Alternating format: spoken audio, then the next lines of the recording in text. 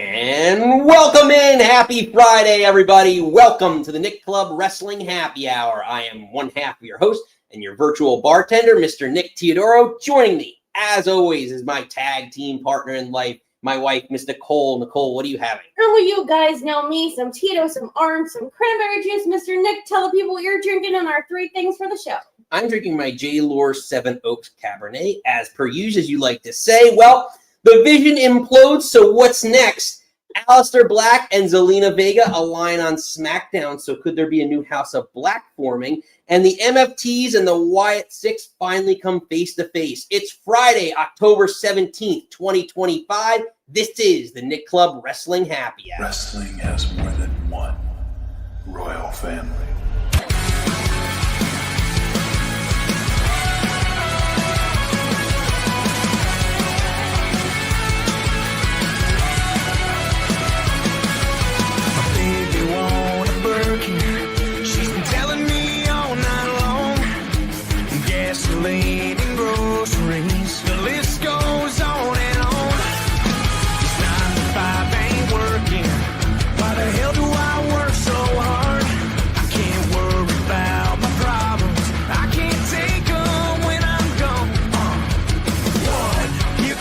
To the 3 to the 4.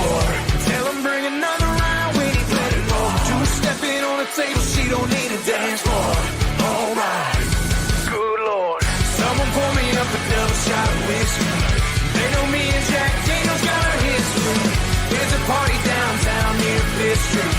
Everybody at the bar getting tipsy. Everybody at the bar getting tipsy.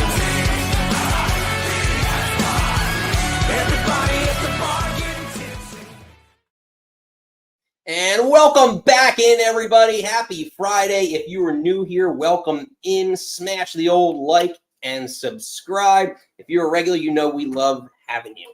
Nikki, it's been a few days. It hasn't been a full week. But it's been a few Fridays that we have not been sitting at the bar talking to y'all. So it feels good to be home. It does. It feels good to be back. Like New Jersey. Exactly. We're back.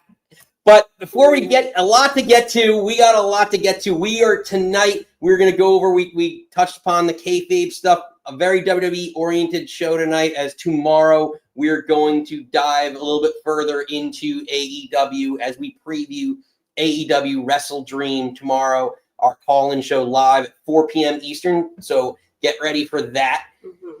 Be ready for that, I should say. So, yes, we got a lot to get to. We are also today, we will be crowning our very first Nick Club Wrestling Happy Hour Fantasy Wrestling Champion. I know you're all eager. See me in a crown. It may not be without controversy. I don't think it's going to be me. The way you've been acting. It may not. It could be. It could not be. You never know. Nikki, you were 3-0 going into the last week of the regular season. We will discuss. I know. We'll get there, kids. But hold on to your knickers. Yes. But a lot to get to. But we're taking the show on the road. So a couple of fun announcements, show related. Next week, October 25th, we are doing our live stream with our friends at TCW, Titan Championship Wrestling. They are doing Blunt Force Trauma 2 live from Waretown, New Jersey. So the fire hall there. So we're going to be doing the pre-show. Nikki, be a fun time. You're sending me on assignment. I'm sending you on assignment. Our dear friend Tony is on the card. Yes, Tony Cheney. Cheney will be there. Actually, Zach Ruby will be on the card. Friend of the show. We love Zach. So we're gonna chat with them about their opponents. Tony's gonna be defending his middleweight title, so we are super excited for that. Also, we'll be back in November for Mount Olympus, another one of their big cards. That one is in what's that? Babel. Yes, Babel. Yeah, I just missed it. Hard for me to see from my eyes. So yeah, that'll be our October. And then in between that, sandwiched in between the Anniversary Special live from Atlantic City. Dare I say? Oh, Lord. A special live stream. It'll be an AEW night. It'll be a Wednesday. Yeah. So it'll be you know what that means. So that'd be fun. Where we got engaged on an AEW cruise. And finally, Nikki, this is fun. December 7th. As the holiday season goes upon us. Plus, Sorry, I was trying to hold it. We're doing another pre-show live stream with Super Strong Pro Wrestling. Their first event will be happening in Mount Holly, New Jersey on December 7th. So we're super excited to be part of that as well. Yeah, it's going to be super fun. So a lot to get to, Nikki. A lot of fun show-related announcements as people are the road again. coming in. Yeah, taking on the road again. Reese is in the chat. Hello, love. Sir. Rock. No. Yeah, because this is the Wolfpack, or this is the NWO, and then that's the Rockstar horns. But anyway, Nikki, before we get to, we said we got a lot to get to. Mm-hmm. Before we get into kayfabe stuff, we got to get to my favorite segment, Josh's favorite segment, your favorite segment, Nikki's non-kayfabe news.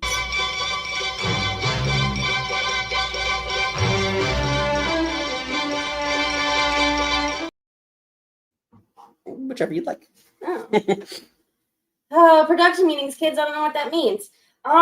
So a lot of weirdness.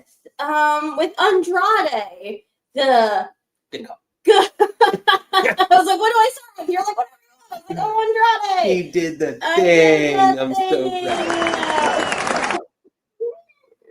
So the first wrestler to go from WWE to AEW to WWE, back to AEW, and then cease and desist, from cease, deceased. So basically 2 weeks ago, he showed up on AEW, was with the Don Callis family, or aligned himself with the Don Callis family, and then WWE is like, oh no, sir. Deceased. Basically in his TKO contract, if you're fired with cause, you have a whole year non-compete in the U.S. So he can't go on any wrestling show, MMA, anything that WWE sees as a competitor for a whole year. Yeah, that's like, that could be like a career killer. That is a career killer. I mean, like, we're not going to pay you, but you can't get paid either. Yeah, but like, is he? Yeah, so he's just not collecting anything for a year, like that. Unless he just goes to CMLL, and you can only wrestle in Mexico, or maybe New Japan. Linda T's in half. Linders, good old Linda.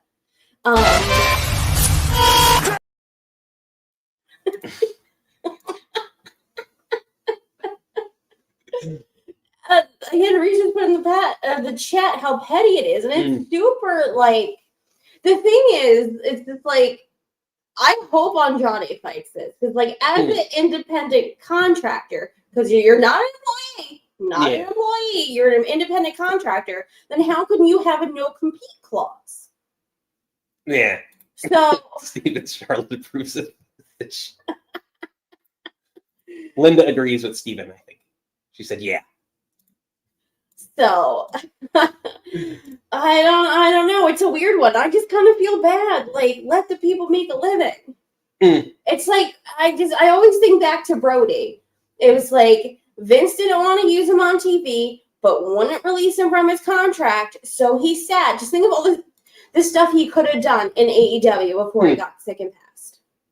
Just like, let people do their thing. Like, well, supposedly he's had a lot of wellness violations, so yeah, I think the guy may have a lot going on in and of itself. But like, yeah, I mean, if you're not using him, you have no reason to. You fired him. Yeah, to let him go. I get the 90-day. I think maybe 90 days is fair. Like, you don't want to see him showing up the next night on AEW, but like, you know, give it a little bit of time. But like a year, yeah.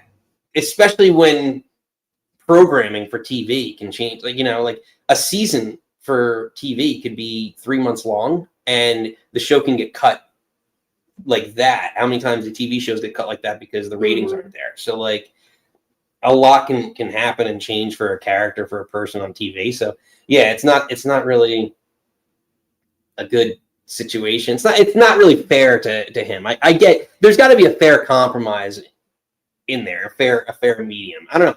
Let us know in the chat what you think. I know Reese wasn't agreeing with it. Catherine's in the chat. Hey, Catherine. Andrade is a very good lawyer if he wants to fight it, and if there's a precedent with the Brock Lesnar case. Yeah, but Brock Lesnar also went to the NFL, so it wasn't like Brock Lesnar wasn't making money. Yeah, their option. But like, I don't know what I Andrade understand like that's definitely the precedent, but it's just like, yeah, he went to the Minnesota Vikings. I don't know. I just think it's icky. It's real icky. And then like all the other releases, like with them cutting Rich Holland, it's like, hey, you're injured and we'll pay for your rehab, but you're not going to make any money in the next, 3 to 6 months. Because what you do for a living you can't do because you got injured working for us. Yeah. And we'll pay for your rehab, but we're not going to pay you. Yeah. Like it's ick. It is kind of. I don't know. I really wonder what his other options would be. But Who's?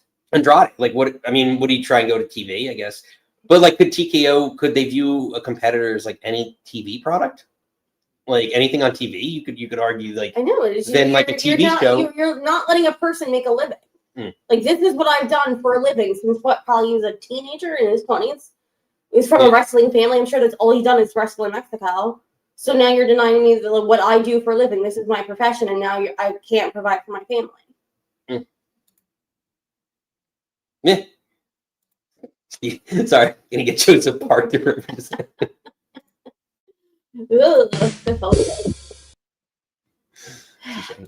But yeah, I don't know.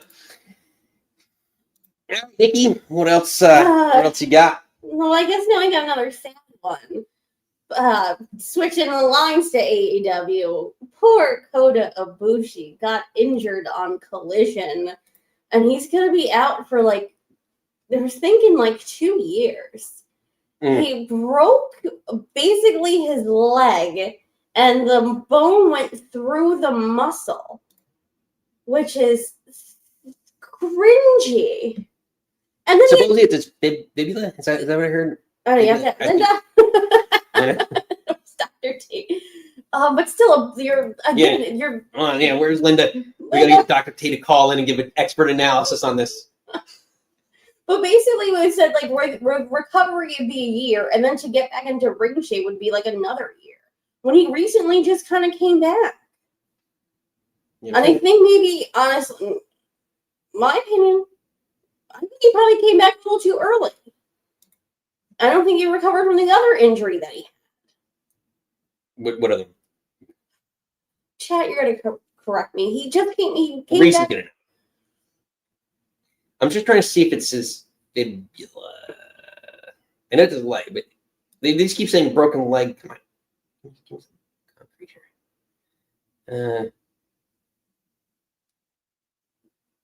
Picture. Nah, I don't know. We'll have to. But yeah, it is. I'm fibula. One of them. TV, but yes. Regardless, he's going to be. Your mom's here. Dad's making pizza. He can't talk about legs. No. Unbelievable.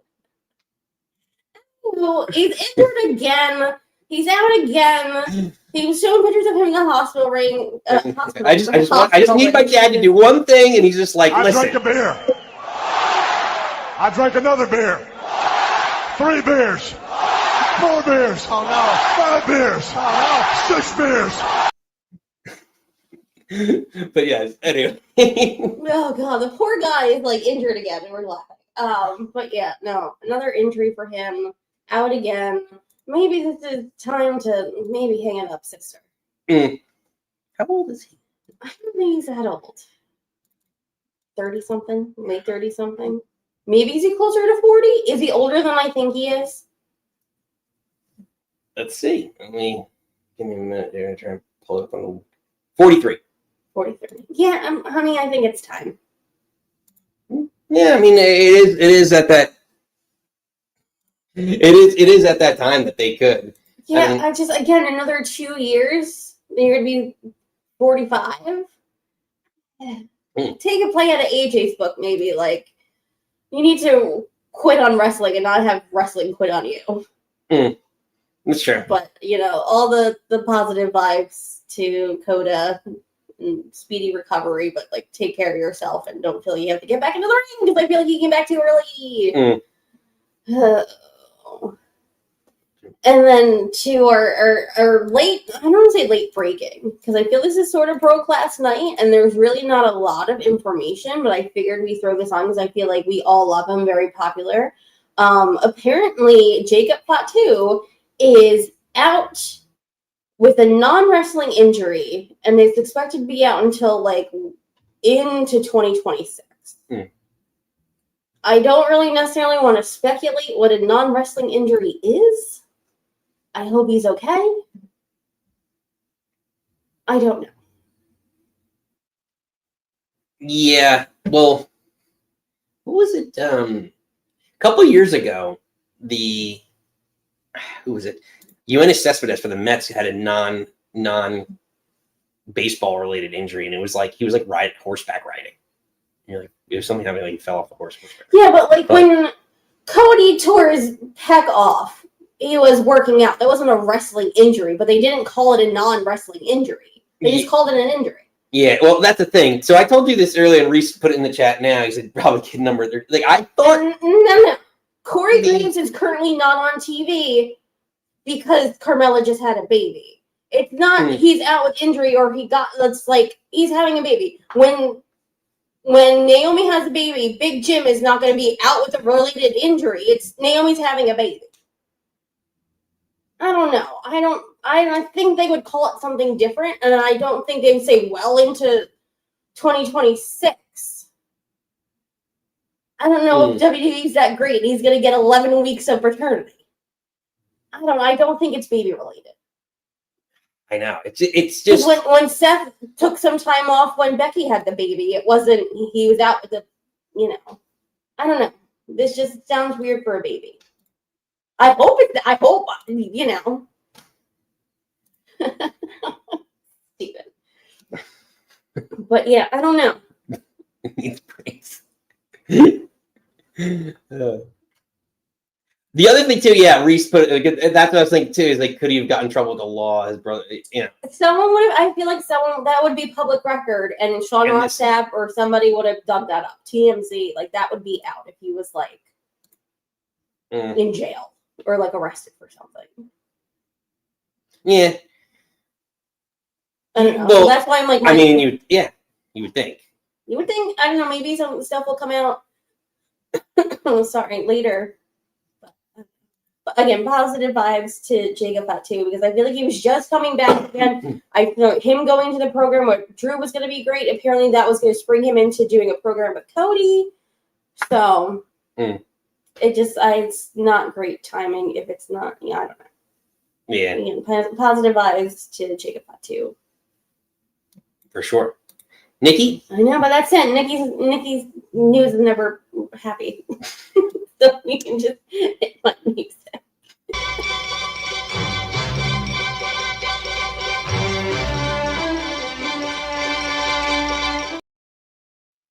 Steven's still trolling the chat. He got whiplash from nodding so fast. Oh, man. Unbelievable. Nikki, it's that time. Fantasy wrestling time.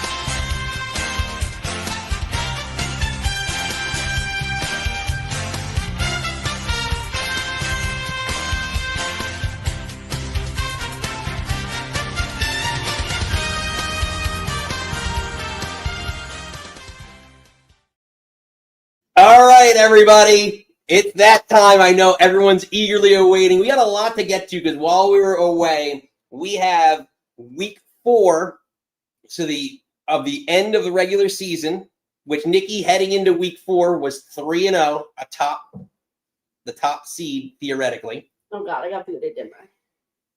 And a lot of shakeups could happen to get in the playoffs. Maybe only 4 teams get in. So the last week, we'll have 8.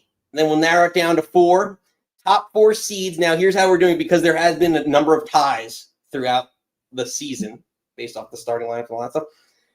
What we're doing is if you are the higher seed is the tiebreaker. So if you're like Nikki, if you're the 1 seed, right, and you face, if I were the 4 seed and it's 100, okay, and it ended up being 100 to 100, you won because you were the higher seed. Got it. Because you had more points throughout the year, all that. I said.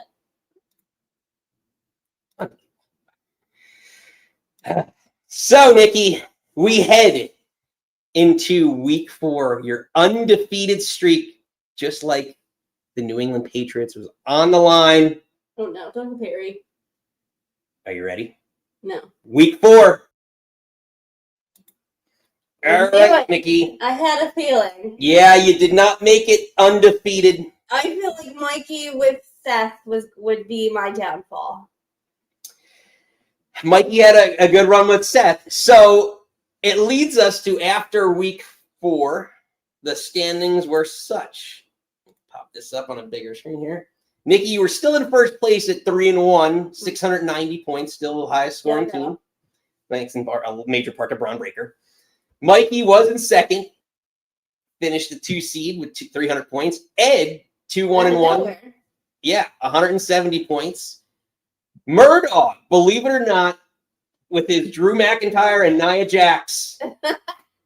Nia Jax leading them all the way. Yes, queen.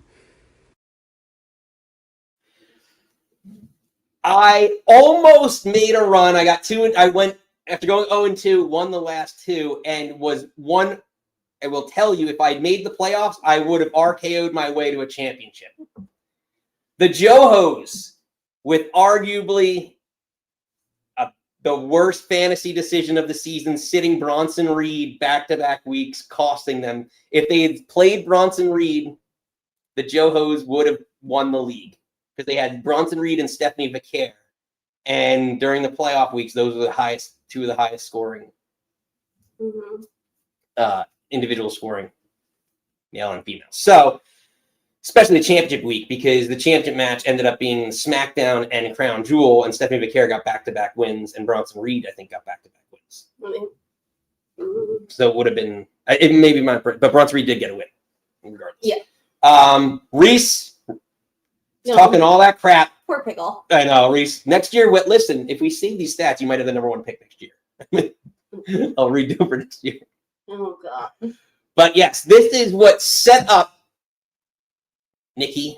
Yeah. This set up the playoffs. Playoffs? Don't talk about it. Playoffs? You kidding me? Playoffs? I just hope we can win a game. I won a game. No one, Reese. That's Reese. Reese like, I won a game 0-3. 0-3-1. He got that tie. But, all right, Nikki.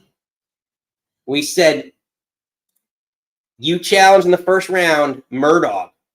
Oh my God. Murdoch headed the 4 seed to the 1. Nikki, and then Mikey and Ed, the 2 versus the 3. Here we go. Some people have to love, some people wait to die, some people put nothing. Some people have to fight, some people give the lie, some people don't believe. Yeah, but I was born a champion. But I was born a champion. So congratulations, My game. Mikey's faction.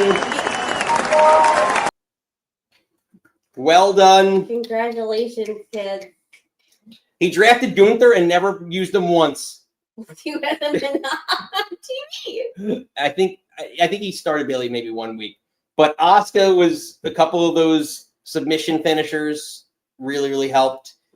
Yeah. Seth Rollins hitting the curb stomps every week. Yeah. Was number 1 pick. Yeah. Well done, Mikey, BCP group. Touche. Boys. Guys. Kids. Reese, you finished last because what ended up happening is you every week, even with the points, someone scored higher than you. So the losses, you still ended up having more losses. You're 0-3-1. Steven had 1 win and 1 tie. And then we'll kind of go through it here. So here's the Nikki. Chelsea Green ended up losing it for you. Your heart. That's fine. She's the love of my life. It's fine. That was a big blow. Chelsea Green really hurt you. Yeah. It was a tie between Mikey's faction and Ed, so tiebreaker goes to the higher seed, so Mikey's seed. So it is interesting because Cody, Ed with, actually I think, yeah, with EO might have actually had a shot at winning it had he been the higher seed. Ed might have knocked off Mikey in the last round had he made it there. So very interesting.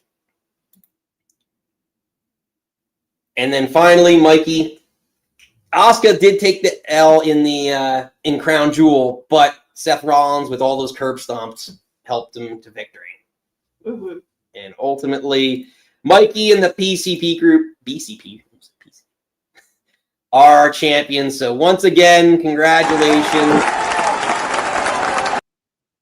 Mikey. We are going to bring this back again next year at some point in time, probably when fantasy season rolls back around, because it's a lot of work. But thank you, Lisa and Steven, in our absence.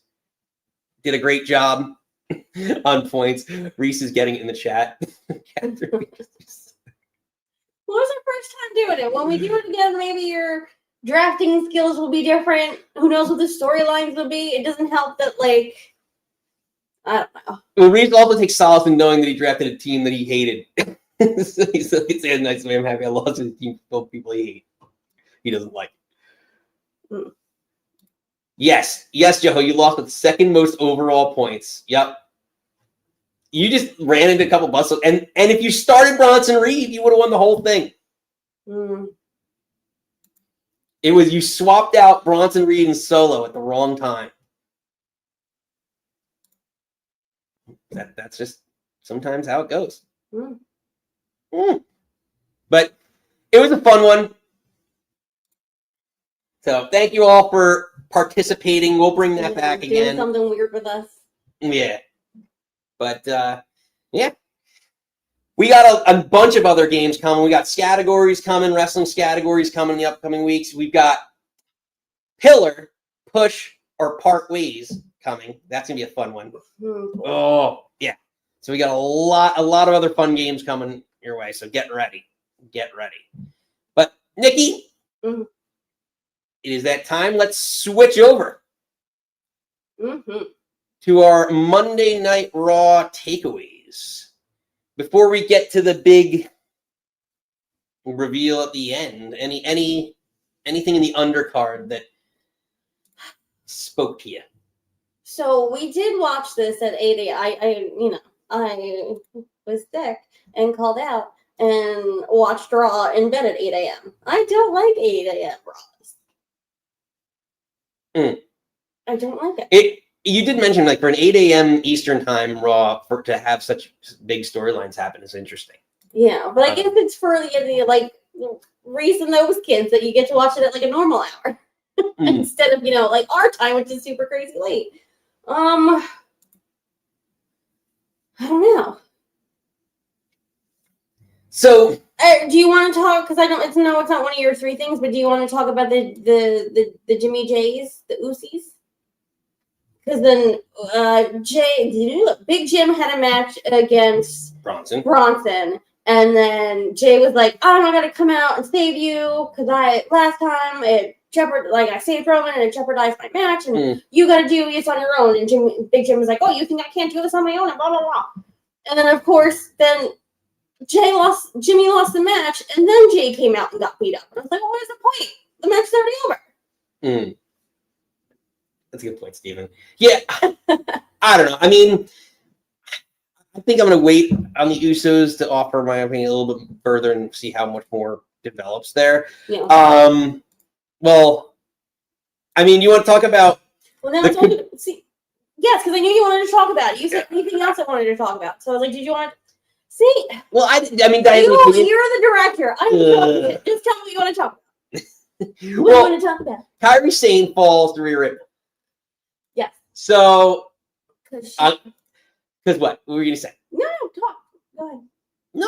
What? But so Kairi Sane falls after Crown Jewel. They lost the tag match, and then on Raw they're gonna run it back and have Kairi Sane take on Rhea Ripley again. And I get that she's being like kind of bullied by, by Asuka, but there's got to be some momentum that they get at the Kabuki Warriors get out of this. So I'm gonna throw the word out there. Are the Kabuki Warriors being buried? Because I think that they are. I know. Say what you will. They beat him up with a kendo. They beat Rhea up with a kendo stick afterwards. But at the end of the day, it's 2 straight losses for the Kabuki Warriors, Kairi Sane, whoever you're trying to build up. And I don't know where this is going. Is this gonna do anything for Kairi? I don't know if this is gonna give Kairi the push that she should get out of this. If you keep having them lose to Rhea and Io, who don't need the wins. To me, it seems like a big miss. They're still in Australia. Rhea's not going to lose in Australia. Also, the promo beforehand, Kairi was like, look at my forehead. She lifts up her bangs, and there's this huge, like, it's not a shiner because it's not her eyeball, but I guess bruise that she took because she sacrificed herself to protect Asuka. So she's already messed up because her head's all bruised. Again, Rhea's not losing. But there was also shenanigans. I don't think it was necessarily the cleanest win that Rhea ever got. Also, they got their comeuppance. You know, Kairi was poking her with the kendo stick afterwards. I think it's too early for you to be like, you throw that word around too much. No, because you got to give them some sort of win so that they benefit somehow off of it. And you're just going to, all right, she got her moment on the PLE. In her hometown, she got another hometown PLE victory. Do you know so how much what is money losing on Rhea Raw going to do for makes them? She's not losing in her hometown. Yeah, so she just won the night before. So why can't she lose to Kairi? Because it's not going to happen. She should lose to Kairi. It's not going to happen. Burial. Rest in peace. Burial.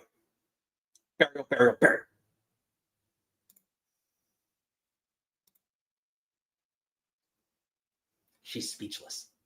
I'm just like, you're wrong. They're not being. I don't. Oh my god.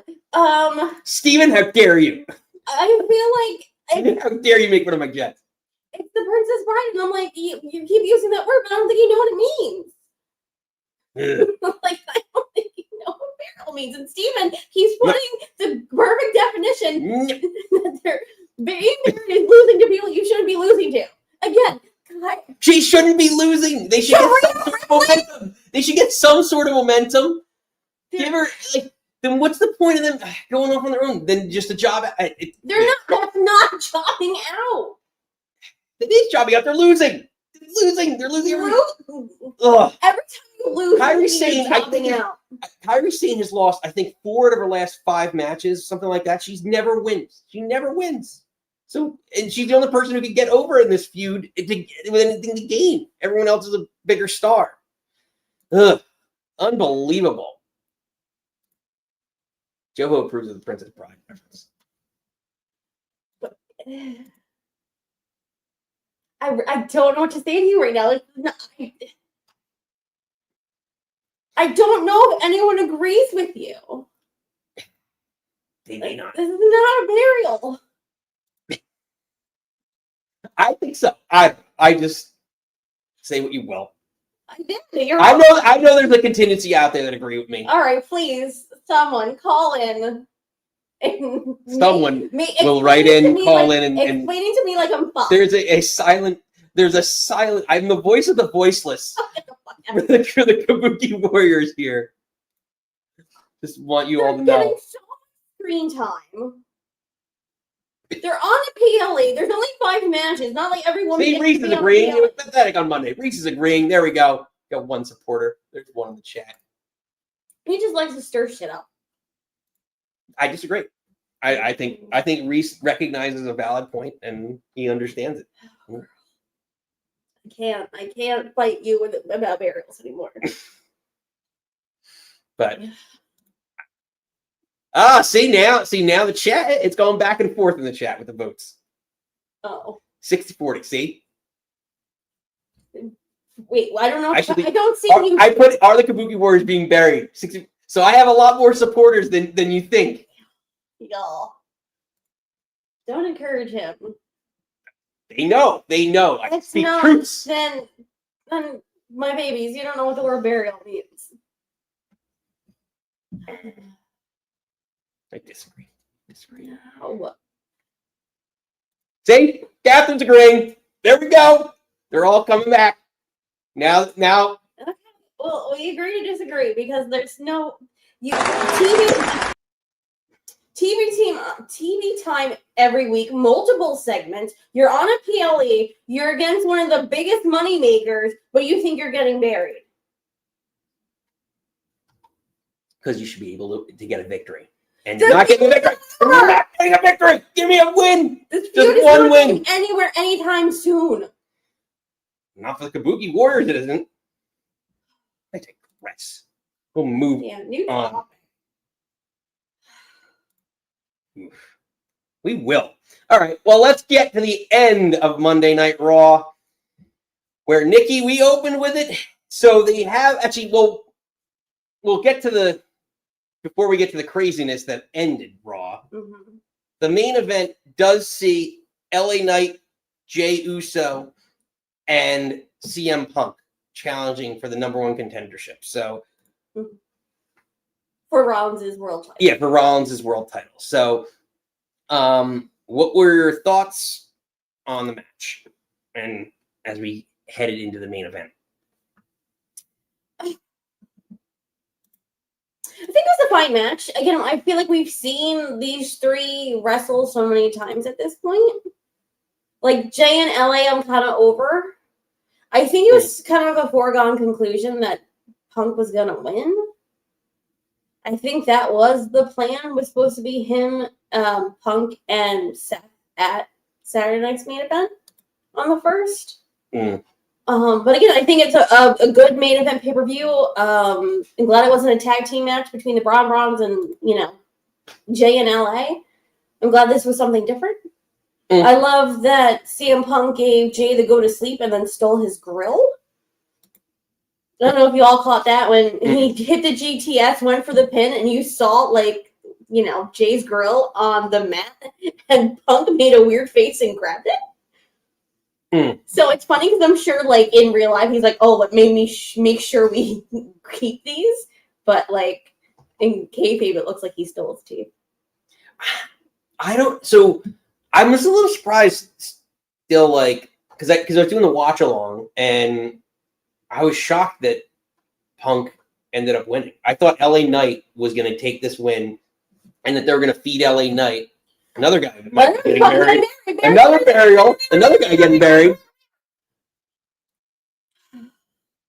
But I thought they were going to feed LA Knight to then Punk. So I was kind of surprised that they ended up going this early with Punk being the #1 contender.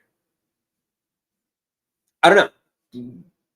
That was the rumor on the dirt sheets that it was supposed to be Punk's back that Saturday night.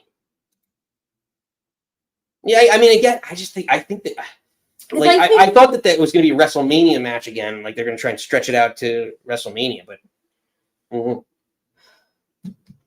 because I think Jay's going to spin out of this and go in a program with Roman.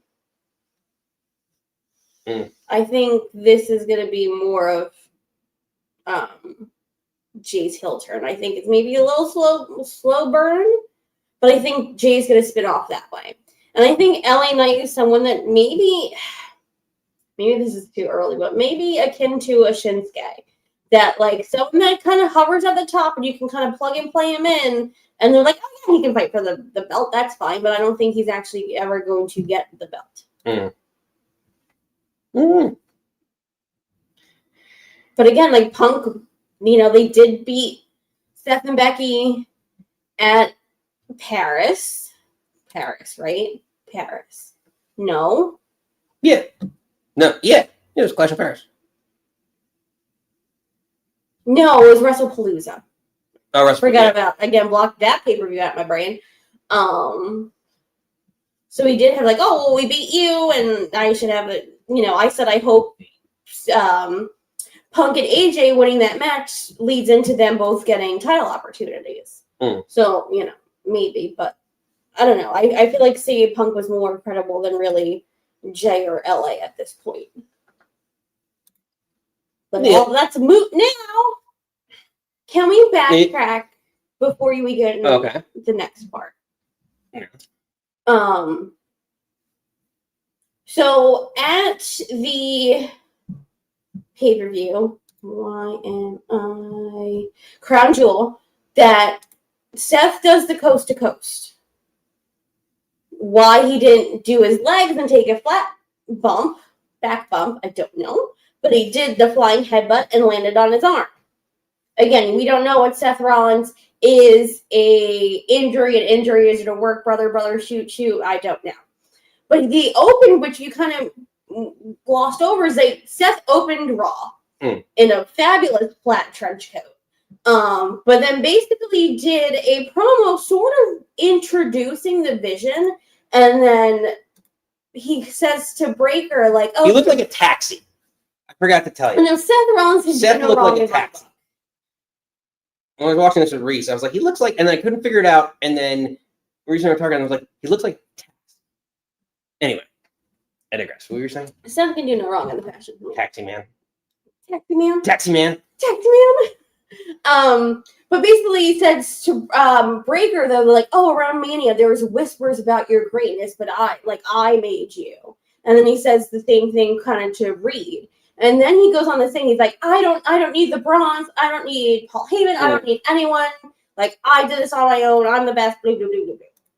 And when they all hold up their hands, but you can tell Paul Heyman doesn't hold up. Like, he holds his one hand down.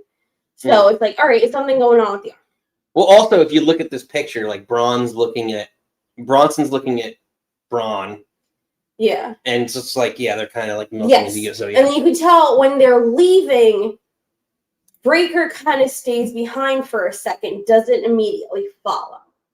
And then when also Seth introduced him, he says, like, oh, do the thing, do the twitch, do the thing. And then, like, Breaker kind of, like, hesitates, like, he doesn't want to do it. And then he gives him, like, a little, like, like he didn't want to do it. And then I think, Seth saying that, like, I don't need you guys, I don't need any of you, when basically, obviously, you're henchmen, there's no reason why you have the belt, and blah, blah, blah. So it then, to the end of the Punk match, the Brons get involved, and tsunamis for everybody. Breaker had that great spear coming down the ramp. Too bad that doesn't count for me anymore. I know. But basically, honestly, beat down Punk because he's Seth's number one contender now. And then the little card comes up. It's like produced by Paul Levesque and Lee Fitting. So you're like, all right, we're done. And we think we're going off air, but for Braun Breaker and Bronson Reed, they've been waiting for their opportunity for so long, and Nikki, they'll only wait so. And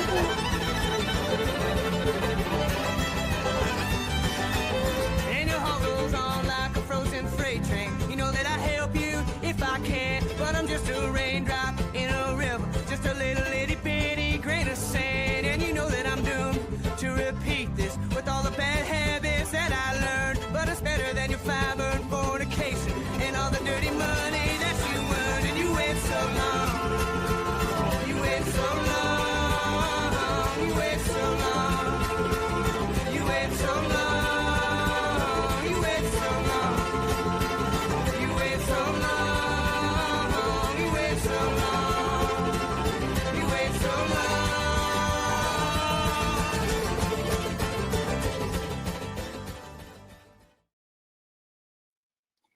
So Nikki, You wait so long.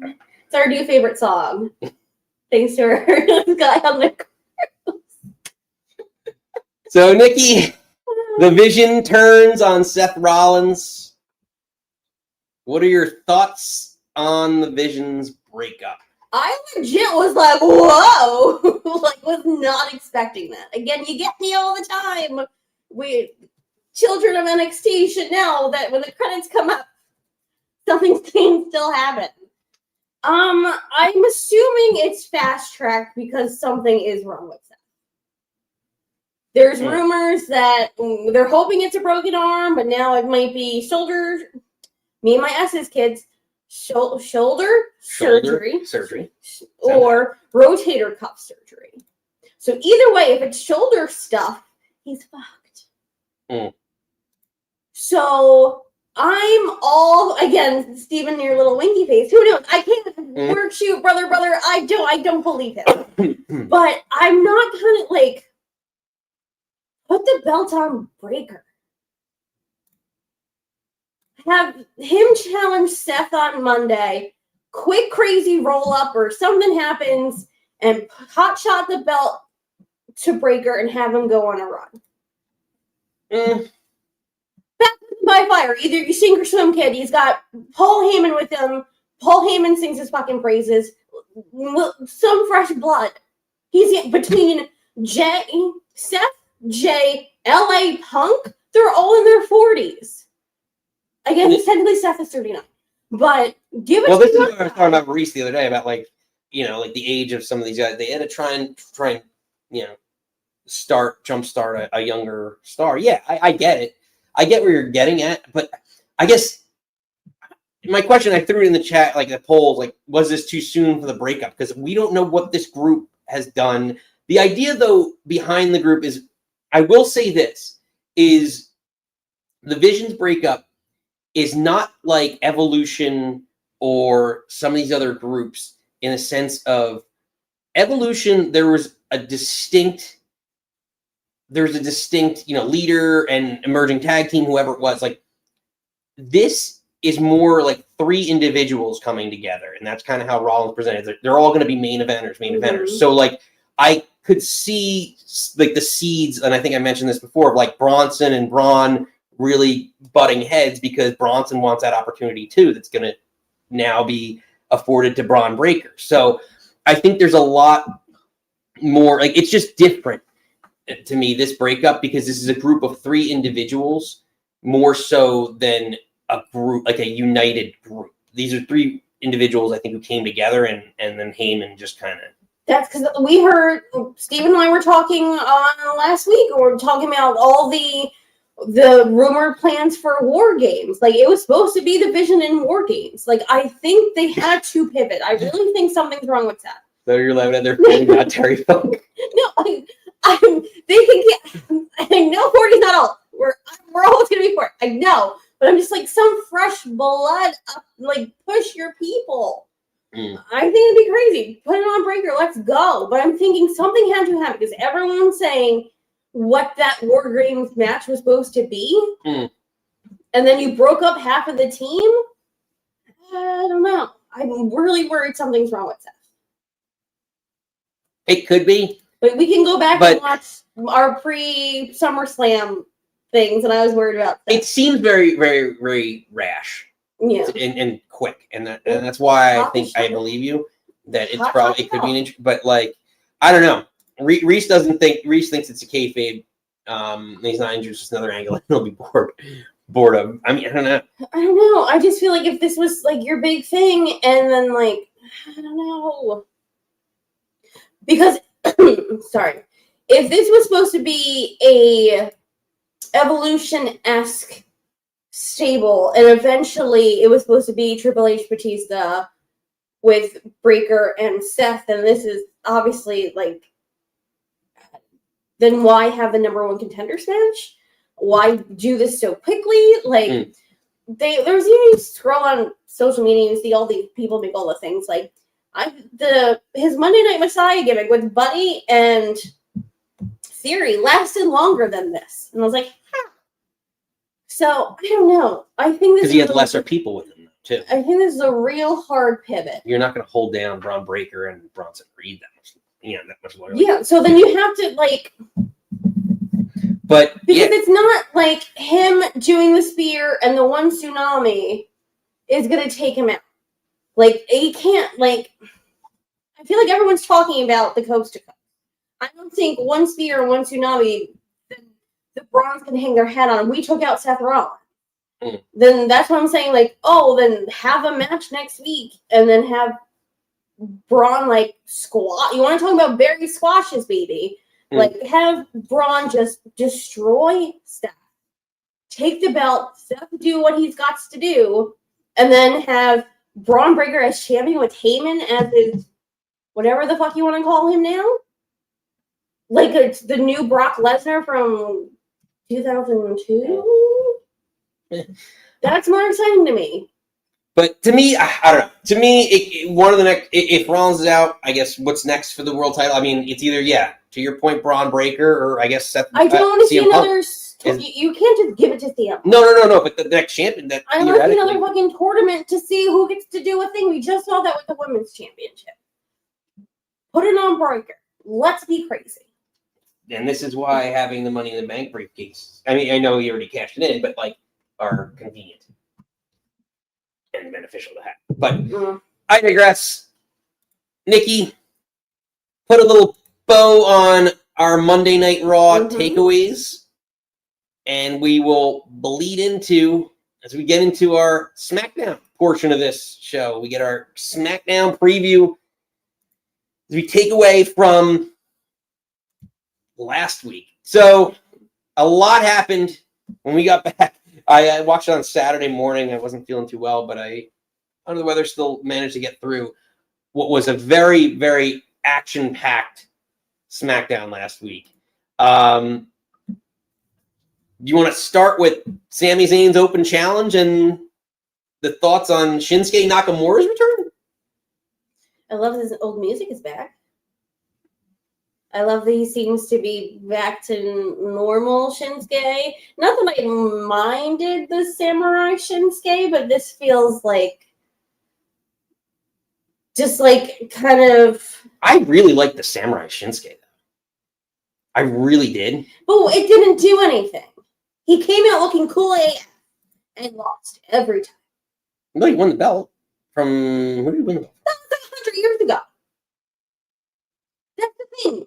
Yeah, Shinsuke comes in, does the thing. They put the U.S. title back on Shinsuke because he was having a match at Noah. And as soon as he came back for the match, he dropped the belt again. So, yeah, I mean, what do you think is next for Nakamura? Where do you want to see him? And do you think he's going to just be in the mid-card, or is he going to go after the MFTs after they just took him out? I think he'll probably, because you remember pandemic era when it was like it was like Shinsuke and Sammy and I almost called him Claudio, Cesaro was like the artist collective, and like didn't they present him, or Sammy presented himself the new IC belt, or they presented Nakamura with the IC belt.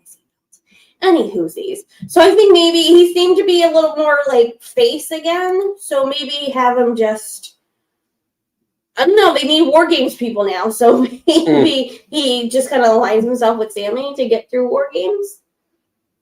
Maybe. Yeah, it could be. It could be. So we get to the end of that match and we see the MFTs coming back. And I say it's a new look, but it's not really. It's the Bullet Club look, or the new WWE, but and JC Mateo, who looks ridiculous. I don't think the paint really fits him. He does look interesting. So the MFTs do show up and take out Zayn and Nakamura. Yeah. Oh, so here, yeah. Well, his hair's down, so you can't even look at it. It's not a great picture. But yeah, Tama Tonga does return, which it definitely. Yeah, definitely. I think this will bring a different element to him. Again, you had to bring them back. Yeah, you had to bring them back after all those promos with Solo. You knew someone was coming tonight, and probably Tama coming back. So, like, I feel like they had to do something to switch it up a little bit, and maybe Steve, they're Ace Frehley. R.I.P. Yeah, rest in peace, Ace Frehley. But yeah, like they had to do something to show, to just at least give them something new, because after he lost the U.S. title, I don't know. Yeah. What they could do. And then ultimately, so later in the evening, Wyatt 6 defend successfully the tag team titles against the Street Profits. Mm-hmm. And we see the showdown that I think we've been waiting for a while, between the Wyatt 6 and the MFTs or the Bloodline, any form of that. Mm-hmm. So what are your thoughts on the MFTs and the Wyatts feuding? I feel bad for the other tag teams in the division, but at least this is kind of something different, something new. It's just been the same kind of 3 tag teams. Like, I'm interested to see what combination would be challenging for the belts. Would they kind of do like a New Day rules or like a Freebird rule, kind of like who gets to have them? Because do you put GOD together? Do you put JC and Tala? I would think you would put JC and Tama because they're probably your 2 best wrestlers. Yeah. But then like Solo's just your mouthpiece. I don't know. I'm interested to see it. I think this is something different. Could this be the WarGames match? I don't know. I'm worried they might have to pivot to this. But I feel like WarGames is such kind of a high profile, like your main event match. And no offense to these teams, not main event. I don't want to say quality. I don't think the storyline's the main eventing a Survivor Series match. Why does WarGames have to main event that? Why can't you just... It's Survivor Series WarGames. How is that not main eventing?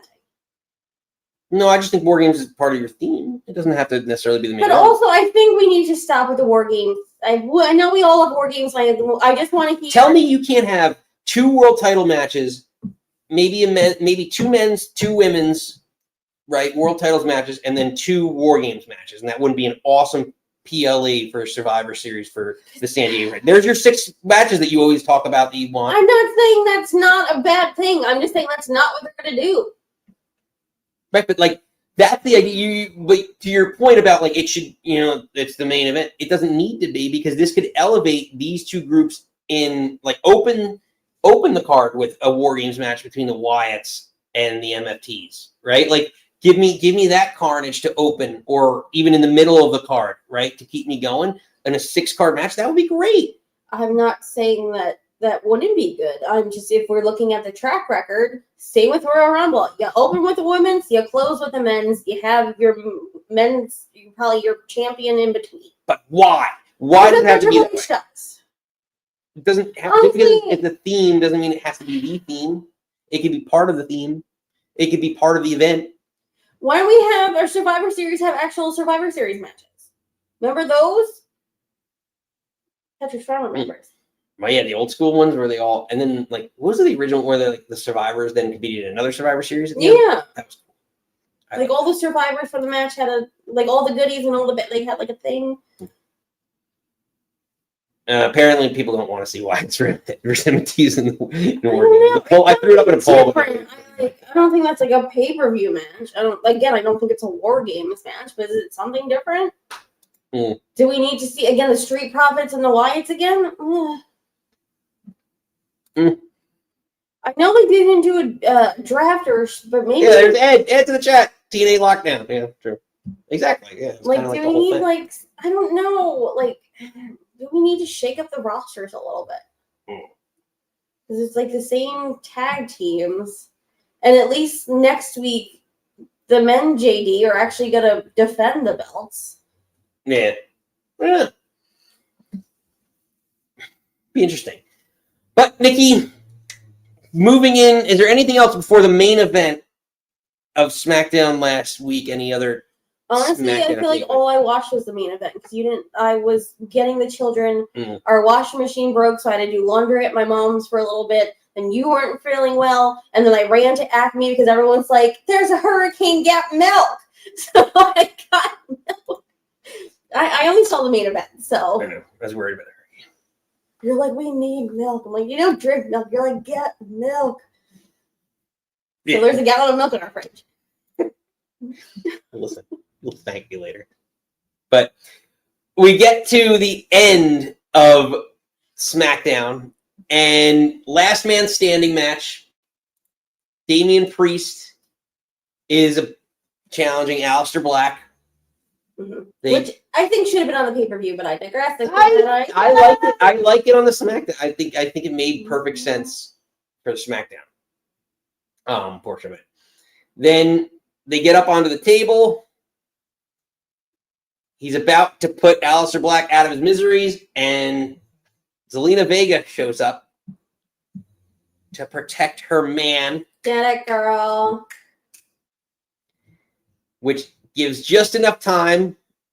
He did that well. To do a better fireball than Hulk Hogan ever could. Or wait, was it Hulk Hogan? No, yeah, Hulk Hogan. Yeah, yes. He did in WCW. Yeah. That was bad. Even WWE when he was a face, he took advantage.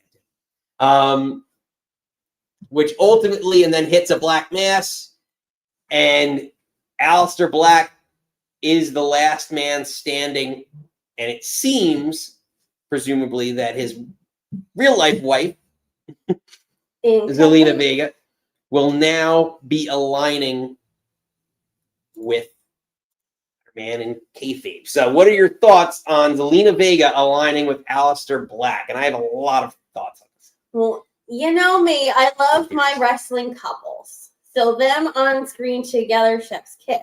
Also, let's delve back to NXT days when she was with Andrade and the Mouthpiece. Can we, I know, I feel it from Reese already. Can we, Zelina's good on the mic, and I feel like she doesn't get the credit that she deserves. Like, go back and watch that program with Andrade and Aleister Black, because good. So good. And then when she gave Aleister Black a Hurricane Rana, I was like, oh, get it, girl. And then found out they were together. I was like, that's what they do to each other to better. Here for it. I am so here for that. Gives Zelina being a heel with her husband. I'm here for this. I think this makes Damian Priest even more of the face in this. And then also, does Damian Priest's real life girlfriend get called up from NXT, and then we get more mixed tag matches. He's standing low advice for y'all don't know. Don't bury the lead. Our friends are in. Zelina makes the most of her time when she's on TV, underrated. Yeah, she talks really well. She's very so well. Good. And I think her being a little. And she played AJ Lee really well too. Or not AJ Lee. Was it Pete? Yeah, AJ Lee. No, she played AJ Lee. Yeah. And then CM Punk's was like, when they're like, "Oh, what do you think about the movie?" He's like, "I can't believe you found someone as small as my wife to play her." So apparently, they're both very tiny women. But I'm here for this. I feel like Damian Priest. Nope. Aleister Black needs something different. Zelina needed something. I'm here for this. So now my question is, since now he's aligned, if they're aligned, which we should see some different integrations of there, could there be a new House of Black in the WWE? And if so, who would join the House of Black? I don't know. So I think it's fun. Ed brought up our friend of the show, Karrion Kross, who we all love and adore. We wanted Karrion and Scarlett to be on TV and to kind of be this, not spoopy, but spoopy, mysterious kind of goth couple. Since we can't get Karrion Kross, is Black and Zelina gonna be that version that we sort of wanted from Karrion and Scarlett? I don't want to compare, but I'm sort of comparing. I love all four of them. You can't take my Tony D'Angelo. I'm saying Tony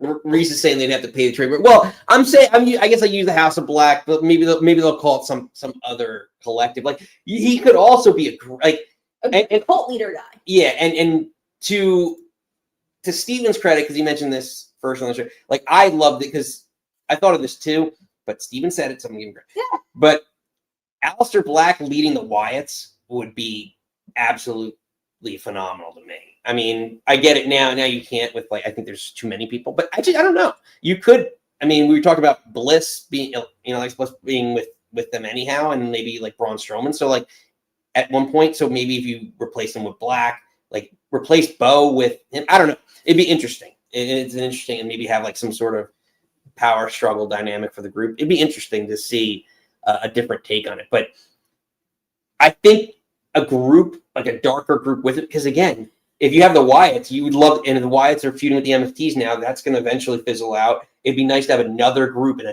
two dark groups going up against it. And don't say Dark State. No. I don't know. I know. I feel like someone in the chat would. But is that too many dark? No, you can't have too many dark. Okay. I don't think so. I mean, you're not gonna have more than like 2 or 3 anyway. I just don't know. Like I always thought Sanity with him when they were around would have been great with him. Killian Dane, Eric Young, and that other guy. If AEW actually did it right, I really loved Black, Buddy, and obviously Brody together. Those three were, and Julia. Them turning Julia was so good. Them four together was so good, and I wish they did more with that. I just think at this point, I don't know if I really want Black in a fashion right now. I want him to go after gold. I want him to be in better programs. I want him to win programs. Him with Zelina, I just feel like maybe just have it them. I don't think we need to. They just got together. Again, I'm so excited to see what they do tonight. I'm not ready for them to introduce a third into the relationship right now. I'm about to be babe.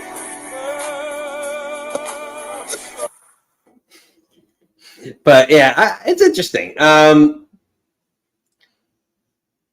I don't know. It's interesting. I think Ed's just trolling us. AJ should we lead the Wyatts?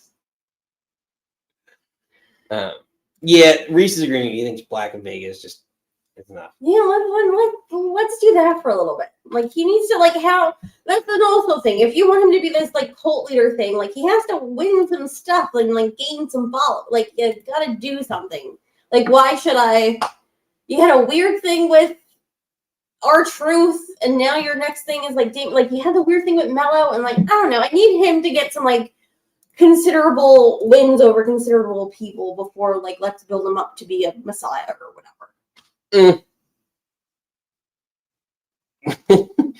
He's like, don't put Aleister Black in retribution. No, Steven, how dare you? Gross. But yeah, I don't know. We'll see. All right. Well, let me pin it in here. I threw the call-in link. Yeah, the House of Black will be in WWE. 80% says no. Seems like a... Yeah, I don't think we're there yet. Like, can he just have a night with Zelina? No. They have a million cats, and I love them. They're cat people. Crazy cat people. Well, during the pandemic, they had a YouTube show. It was called A to Z, from Aleister to Zelina. And it was just, like, them playing with their cats. Shame, Catherine. Aleister's not overrated. I just don't think he's been given the opportunity. I don't remember. Was it Takeover? House of Cats, maybe. House of Cats. She would just they had so many bowls, and she would just pour kibble, and it would just be like cat. I was like, oh my God. Unbelievable. All right, Nikki, we will get to real quickly before we open up the phone lines. I pinned the call-in link in the chat, and people are already waiting eagerly. But we'll just cover real quickly what's going on. Cody Rhodes is going to open SmackDown tonight. So I'm guessing we're probably going to see his next challenger, which I think is going to be Drew again. I don't know. Oh, that match was so good. Can't wait to see it again. I don't know. I love Cody Rhodes, but I'm kind of not into Cody right now. Also, we got apparently Jacob Fatu is supposed to be wrestling. Unless BodySlam.net's lying to us. I thought, aren't they? Everyone's covering it. Like, they're reputable. It's not like, like I'm tweeting it out. Like, maybe this is just kayfabe to get him. Or this is where they write him off? Maybe. And then finally... Oh, I get points. I know. Too late. I hope they drop the belt. I don't think they will. No. Zarya and Sol Ruka. I really like Zarya, and I know Sol Ruka is going to be something huge too on the main roster. I really want them to be. Also, we actually watched NXT this week, and good Lord, Booker T makes it real hard watching. Interesting. Cody's replacing Jacob Getzer. That's what Catherine said. I don't know. There's on their website earlier today. It would be interesting. But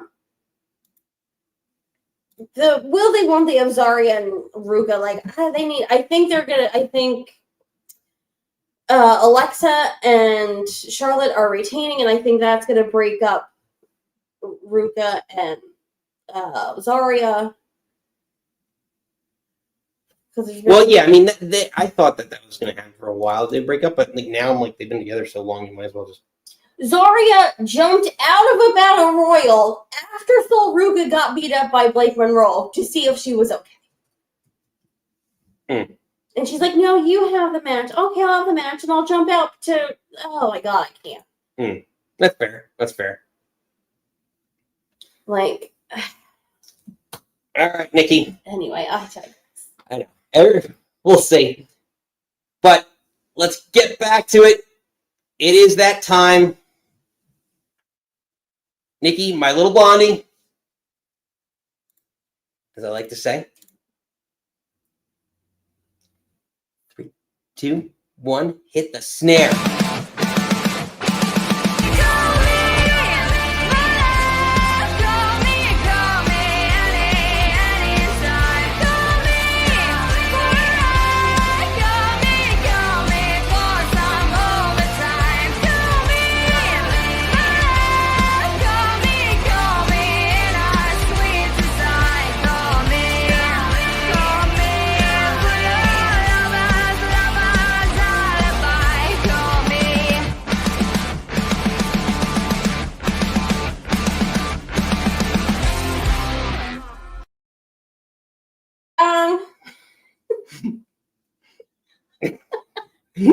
I can't not laugh when you do that. It sounds like a big bug at the end. I digress. Go on, do your scary thing and bring him in. All right. First caller. Gotta beat your heart. Ooh, ooh, ooh, choo.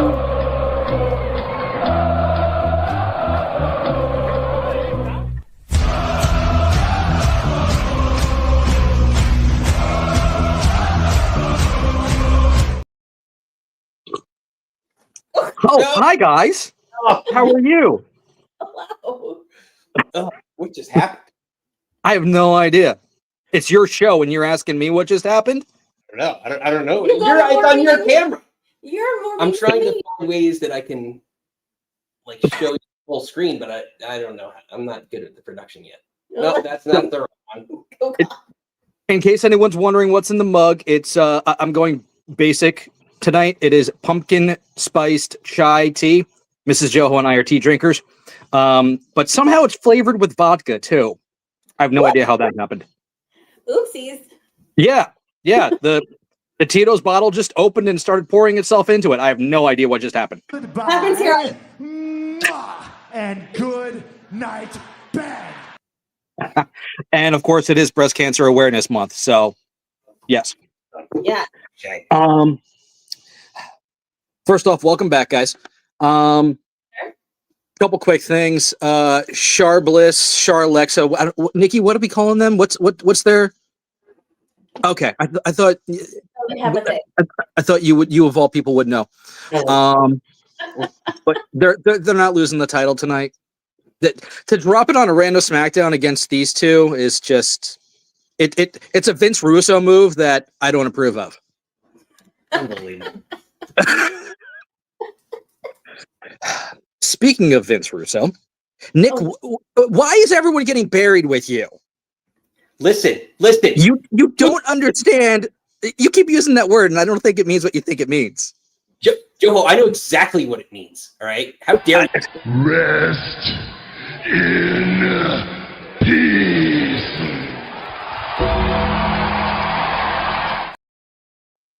I think that sea air got to you on that cruise. So I'm very happy that CM Punk won that number one contenders match. I had a feeling it was coming. I think it's going to be Punk and Seth at the Rumble, and then Knight is going to win the Rumble. And I said it in the yeah. So that way it's LA Knight, CM Punk at WrestleMania. Interesting. I would love for that to happen. What that means for Jay, I don't know. It seems like pressure got to him, and he wasn't quite sure how to handle being at the top. You guys tell me. Because if you've watched Unreal, which is on Netflix, they basically said, like, we're going to give it to you, but we got to know you can handle it. Because with it comes, obviously, all this responsibility and all this pressure. And then, 3 months later, they take it off of him? Not even? So, yeah. And I'll kind of wrap up with this because I know it's the other people calling in. I thought the Vision was going to last a little bit longer than it did, but I don't think it's too soon. Because if we're comparing it, if we're going, oh, this is the new evolution. So if we're comparing something that's been done already, it probably shouldn't have been done in the first place. Because it's just recycled storylines over and over and over again. So I'm very happy with this. Congratulations, Mikey, on winning the fantasy. The newest royal family of wrestling will reign next year. Joho, any comment about benching? About benching? I was actually getting to that. We had a conversation. Mrs. Joho and I actually had a production meeting, a team meeting, if you would. Sorry, Nikki, you caught a stray that one too. But we had that meeting, and I was like, "Look, I know we drafted Solo, but do we go with him week one? Like, he's not doing much." And yeah, you're right. We should have went with Bronson the entire time. It was a move that obviously we regret, and we'll do better next year. Joho, I don't know if you'll get this one, but it's a good football run one. This drops for you. Now, if you want to crown them, then crown their ass. But they are who we thought they were, and we let them off the hook. Oh, I love that one too. Playoffs. Oh God, that one will go down in that's one of the best sound bites ever. I love that one. So, but yeah, you need to really stop saying everyone's getting buried, because as Steven mentioned earlier, it is in fact inconceivable. Refuse. Cheers. Refuse. Ladies and gentlemen, Joho, Love you. I will not. I refuse to not use the B word on this show. That word will come back up. See, maybe this is why you don't go to production meetings, because he's like, we're going to talk about this person getting married, and this person getting married, and that person's getting married. I'm like, you don't know what you're talking about. Nah. Well, anyway. Nikki, yes. Next person's up, and he's got his shovel ready. We want to know what's in his head. Yeah, Darby Allin sucks.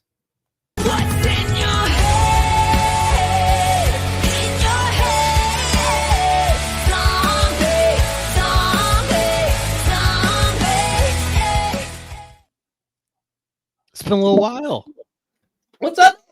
In the words of grumpy Uncle Aaron. It's been a while. What do you? What am I drinking? What am I thinking? I mean, I've got my bottle of water here, my Circle bottle here. Drinkcircle.com/Nick Club. Get 20% off your first purchase, right? Yeah, of course. Yeah. No, I've got a whole ad read. It's fine. No, I've got plenty to cover, but like, how much time do we have? And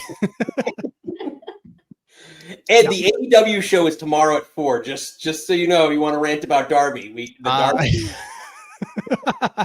I'll actually be at a protest tomorrow at 4. So we. Are you protesting Darby? Of course. That's what I do every weekend, right? Every Friday at 6. Don't watch Collision. It's bad. No, speaking, what the hell is AEW doing? Like, I say that because it like at the very least the Moxley promo from Wednesday was good. Like I kind of liked that standoff between the two In the jail. and then Pac with a shirt just beating the hell out of him was fun. He wears clothes now, which is exciting. It's weird. Like, you're super jacked like that when Full Gear is named after you. But yeah, it was kind of a neat promo for them. But yeah, I'm just so over that. But yeah, I'm over that because like, what do you do? Who wins that, right? I mean, that's how I look at that. Is where's this going? We all lose. It's that Alien vs Predator theme. It's like whoever wins, we all lose. See, I'm with that. The random movie reference, but yeah, it applies. It applies. It does. No, but I don't know where that's going. I don't understand why we've got Jurassic Express back together. I think it's a feel good thing for. It makes me care about Jack Perry. Does it though? Like because everything he's been doing, just promo wise, is the monsters aren't we all? Like what are we doing? I just want to play the song. Listen, that's fine. Yeah, exactly. Yeah, I'm with it. I'm just let me do my little float with my hand. I don't know. I get that. I don't get why we're trying to put the Acclaim back together. Oh, I hate that. Wait, yeah. who? The Acclaim. Yeah, I just don't know what's going on. But that kind of gets me to where I actually wanted to start, or not so much where I really wanted to start this, but it brings me to my next point. What was the point of? I don't want to say what was the point of the Vision ending when it did, but like, man, kill switch isn't engaging, right? End of Hardy. But like, what are we doing with the Vision, right? Like, what was the point?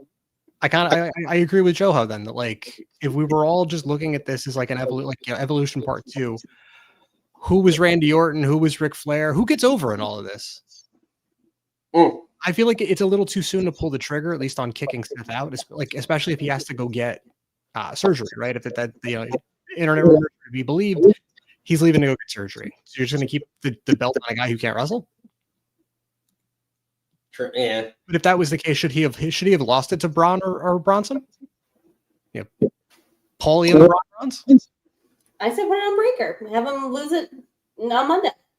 I mean, listen, we're gonna keep these 3 together. I wouldn't even be mad at them bringing in 2 other guys from NXT, and they just they don't have an anchor of like a Seth Rollins or a Triple H or something like that from Evolution. Mm-hmm. They just bring up a bunch of 4 new guys and they just run roughshod. And you milk Paul Heyman for all he's worth at that rate. Because how much longer is Heyman going to be here? Forever. How dare you? I think he's got 2-3 more years at least of like. No. You still got Michael PSA's back there. We can still have Paul Heyman on TV for a little while longer. All right, that's fair. He's still like number 2 back there. We can have Paul Heyman. For now, I mean, listen, if the internet's to be believed, WWE signed all these AI creative contracts. We're getting Bobby Lashley, the Otaku. You guys excited? So no. Bobby Lashley, connoisseur of Japanese culture, right? Cannot wait. He'll be world champion in AEW next. Oh, I can't. Really? I don't want that either. Like, we have to have 5 more. who does he beat for it? Hanger? Like, so what was the point of giving Hangman the belt? What's he done since he's won it? Nick, what are we doing? Help me. I don't know. It's there's a lot of weirdness. I mean, we'll talk tomorrow more about like Okada to catch. Oh, there's a lot of weird storylines that are interwoven. I just think there's too many PLEs right now going on, and everyone's like cramming them together, and they're trying to mesh. That's kind of the point I wanted to make. Is that like I'm just kind of burnt out with creative all over the place, right? But do you watch the bad creative of AEW, or do you watch the meandering creative of WWE? Like even me trying to find like solace in the indies, it's just not happening. Like MLW is garbage. Our favorite wrestler Matt Riddle just turned heel, so cool, whatever. Cool. Yeah, it's great. I mean, at the very least, though, Crown Jewel was fun, from what I caught. Yeah, I thought it was a fun pay-per-view. Yeah, I thought it was a blast. At the very least, Styles Cena was fantastic. That weekend had a bunch of good stuff too, because the Javon Evans Leon Slater match was fantastic. Yes. Like holy crap, that was fun. I don't care what anybody says. The Hardys and the Dudleys was fantastic for what that needed to be. I haven't watched all of it. I feel like I have to like prepare. Yeah, I mean, everybody looks all old and they're crying and hugging each other. I'm like, oh no. Oh yeah, seeing an interview with Matt Hardy after the fact where he was like, we were actually holding back tears back there. I'm like, were you there? Because I saw Jeff weeping, like he was like wiping away tears with Devon's boots in his hand, like. Yeah, but like I feel like I don't know. I feel like the Dudleys have retired like 17 times. Probably more times than they won. I feel like I've seen the Dudleys retire, like Bubba or Devon, like retire like 3 or 4 different times. No, I think Devon's had a couple of soft retirements, but yeah, like Bubba's been around forever. Yeah, like I really just think that that's just the retirement of the Dudleys. Like Bully Ray is going to be around forever. Like they're gonna have to shoot that guy in the ring and drag him out. Yeah. And then like Devon just refuses. Like, this is the last time, and then it's like we got one more match against the like Edge and Christian are coming back. 2029. Jesus. Let's do it one more time. Let's run it back. 35th anniversary. No. I mean, at the very least, like, you know, Edge and Christian can still walk around. Like I get, you know, I was saying, I get worried. You know, watching Edge in longer matches, I get worried, but he can at least walk, right? Yeah. Watching Matt and Jeff try to walk around is rough. Matt is tough. Matt is hard to watch. Like he's got that. Hell, even watching Cena walk around is like he's got that hunch. Yeah. It's just like your Matt Hardy walks like. Do you ever see the movie Ed? Actually, Ed. Did you ever see the movie Ed? Sure. Do you know what I'm talking about? Yeah. The chicken dance. He does the chicken dance. Matthew McConaughey. Is it Matthew McConaughey? Yeah. He does the chicken dance. Like when he does that walk, that's how like sometimes I imagine he like trembles to the right. Like it's really tough sometimes to watch it. Well, I don't know how. I mean, that's what happens when you do leg drops from 10 feet in the air. You're landing on your what's it called? Your backbones there for 15, 20 years. In your hips, and that's what it's the bottom of his back and his hip bones that they don't work right, and it's like a weird waddle. Yeah. I'm like, you have like 4 little babies. Well, I guess they're not really that little anymore. I'm like, just stop. That's why I love AJ when he's like, I want you to stop when I want to stop, not when it stops on me. So like AJ wanting to walk out of wrestling, I was like, please, and stick to it, man. Smart. Like, don't end up like Danielson, just like, you know, too many. And what else you thinking? You know, 10 too many concussions. You know, it's been a little bit since I've been on the show. Back in September, I did go to a local WrestlePro show, headlined by a friend of the show, Killer Cross. Nice. Is it the show in Rahway? Yeah. Oh.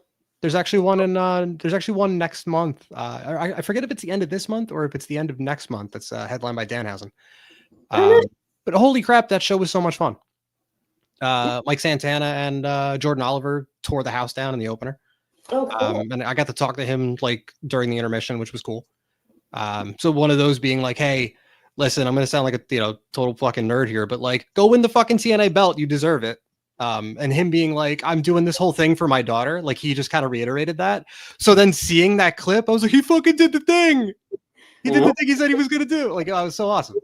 And like her handing him the belt, I'm just like, oh, and him not even celebrating with it. Like the president put the belt on his shoulder and him realizing like, oh, it's here. And then he just handed it off to her. I was like, yeah. It was so good. It was so good. Yeah, he deserves it. Absolutely. So, yeah. Like the guy's been killing it for the past couple of years. Yeah. It's fantastic to see that. CPA is their new heavyweight champion. He's exactly what you think he is. The guy shows up in like a dress shirt and a tie, and then pulls it off to reveal another dress shirt underneath. Then pulls it off again to reveal a third shirt with a second tie. Oh my god, that's amazing. Then he pulls it off again, is wearing a fourth shirt underneath 3 other shirts. Oh god. But yeah, he was up against Max Caster for their heavyweight belt, and like a fun IRS. Yeah. But Max trying to get the like "Let's go Max" chant going. CPA stopped and was like, "CPA is going to take his extra shirt off," which I didn't get until he did, and I was like, "Holy shit!" But yeah, after getting a "We Want Bowens" chant started, Bowens came out and fucked what's his name to help CPA win the belt, so that was fun. And Killer Cross beat the hell out of Richard Holiday. Ton of fun. Fun story. I actually ran into, as we were walking into the venue, almost bumped like directly into Scarlett because I was like not paying attention, was looking to my right, and then like almost walked into her. I was like, "Oh shit, sorry. Like, how are you? Big fan." And she's like, "Oh." She goes to leave, and I'm like looking over at my friend, going, "Holy shit, I can't believe that happened." And did the same thing and into Carrion. Oh gosh. And was like, "Oh shit, sorry, big fan." And he's like, "Yeah." Like he kind of grumbles and goes to leave. I'm like, "Wait, thanks so much for doing the Nick Club show." And he's like, "Fuck yeah." And I'm like, "Fuck yeah." Yeah. Did the thing. Yeah, started the show. Friend of the show. Like we're ready to run through walls. Did you wear your character? It was one of those things. I got there and realized I wasn't. I was like, "Fuck!" That would have been the time to do it. But then would you be like that? Like you can't go to the band. Like to me, if I'm going to see Blink-182, I can't wear a Blink-182 shirt. So it's a little weird, right? Like, yeah. So maybe it was for the best. I was wearing my OSW What Bar T-shirt. If you needed to know. So Ed, you didn't cross dress for that. Yeah, I fucked up. I wasn't cross dressing that night. Unbelievable. Support local indies. Yes, exactly. I don't know if you've had the beginning of the show, but Nick's traveling to like 3 indies with their we're Indian it up. Oh, I'm gonna say it wrong. Titan TCW, our Tony.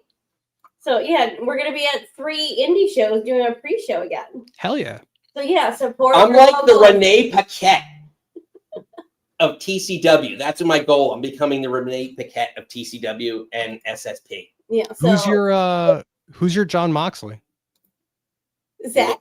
Yeah, Zach probably. Well, Tony. Yeah, Tony has fans. So you get Zach. The gem, Zach Ruby. Yes. Yeah. So Zach Ruby's your boss. Does that mean? Am I like Nora in this? Where am I? We lost Nikki. That's how we lost her. I'm sorry.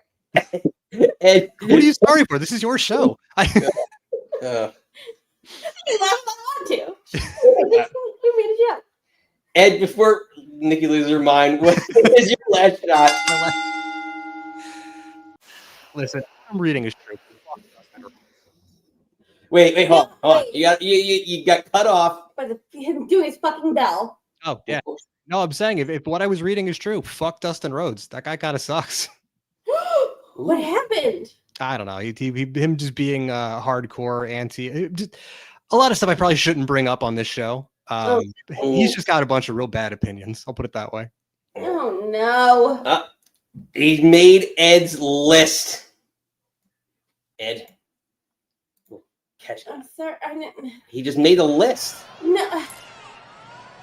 You just made the list. Yeah, because obviously, huge fan of pro wrestling tees. I get their crate every other thing. We got a Dustin Rhodes shirt, and it says his thing "Keep Stepping," and Nick wears it. And I think it's hysterical. It is a good shirt. We can't. If it's fuck him, then that shirt's out of rotation. Just like I took your fucking Joey Ryan shirt out of rotation. Yeah, that was such a good shirt too. Oh. American Dong Style. It was such a great song, great shirt. I know, but we can't support gross people. Yeah. All right, Nikki, we got 3 more callers on the line. We got to get through. Yeah. Well, listen, it's a big one. We revealed the fantasy champion. There's a lot to get I through. know. So, Nikki, get ready. A little Reese Light. Go Grease Lightning, you're running up the quarter mile. Grease Lightning, oh, Grease Lightning. Go Grease Lightning, you're cruising through the heat trial. Grease Lightning, oh, Grease Lightning. You are supreme, so Grease Lightning.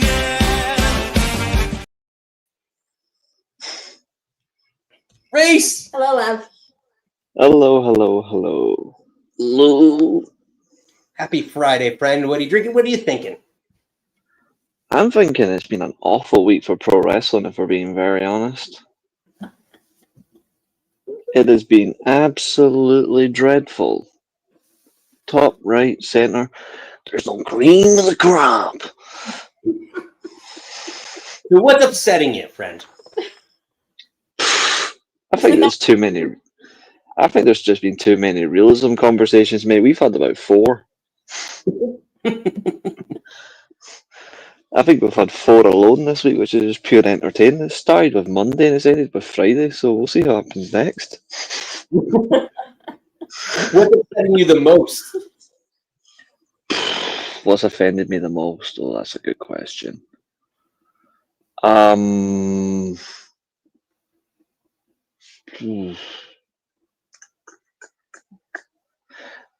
have to agree with something that Ed said. It has to be the bloody AI thing that's coming out. This whole AI storytelling bullshit nonsense So I crap. thought I was going to bring that up, and I'm glad you brought that up. Like, so so tell us like the theory about this AI creative, right? Yeah, I didn't read it. So they've hired a new creative director who's basically going to step in when Levesque goes and does his politicking job, because let's face it, he's finished in the creative room anyway. So when he goes to do his job, this new creative director will implement AI as a storyline basis to write their storylines, and then they'll just implement additives to the story. And the funny example was the one Ed brought up, which is a fact, is the whole Bobby Lashley has a Japanese love fetish, which is since when? But yeah, these seem to be a thing, and if the problem with that is that basically means you think your entire creative team absolutely sucks, which basically reaffirms what fans think. Well, fans that pay attention to the product that don't like so much repetitive nonsense. So I don't know. I just think that's funny. Sorry, Steven's comment made me laugh. Practice? Top tier comment, that my friend. Top tier, or queen of the crap.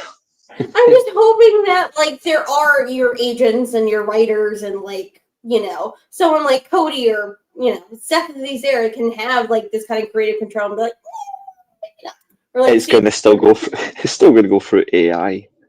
Who knows? It might give Seth Rollins a new personality. No. Everyone besmirches my man on my show. I like his personality. I mean, if AI cures the yeet chant, I might actually support the AI. Maybe to what kind of Joe said before is like with Jay, maybe like they just gave him this one note, like you're a champion and all you do is eat and you play with the little kids. Like he had more depth before, like when he was fighting with Roman and like the right hand man and will he won't he, like if you give them the opportunity to have their personality show, It's. for the better. I think we seem to agree a lot on between the three of us. So I think it's a very lazy prerogative from WWE, and also I think it's the talent as well. I think they're also just lazy, except for the rare few, like the rare few that actually understand who they are as a proper individual and also a on-screen TV personality / pro wrestler. They understand that there's a difference between the acting, which is part of the job, and the self-base of what exactly do I represent. I don't think a lot of characters or gimmicks are real anymore.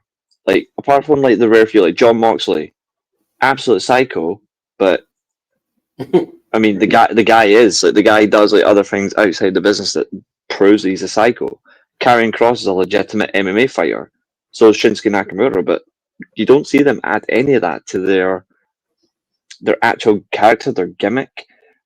Mick Foley for years was taking the piss out of because he was called a bona fide stuntman. He's one of the greatest professional wrestlers of all time.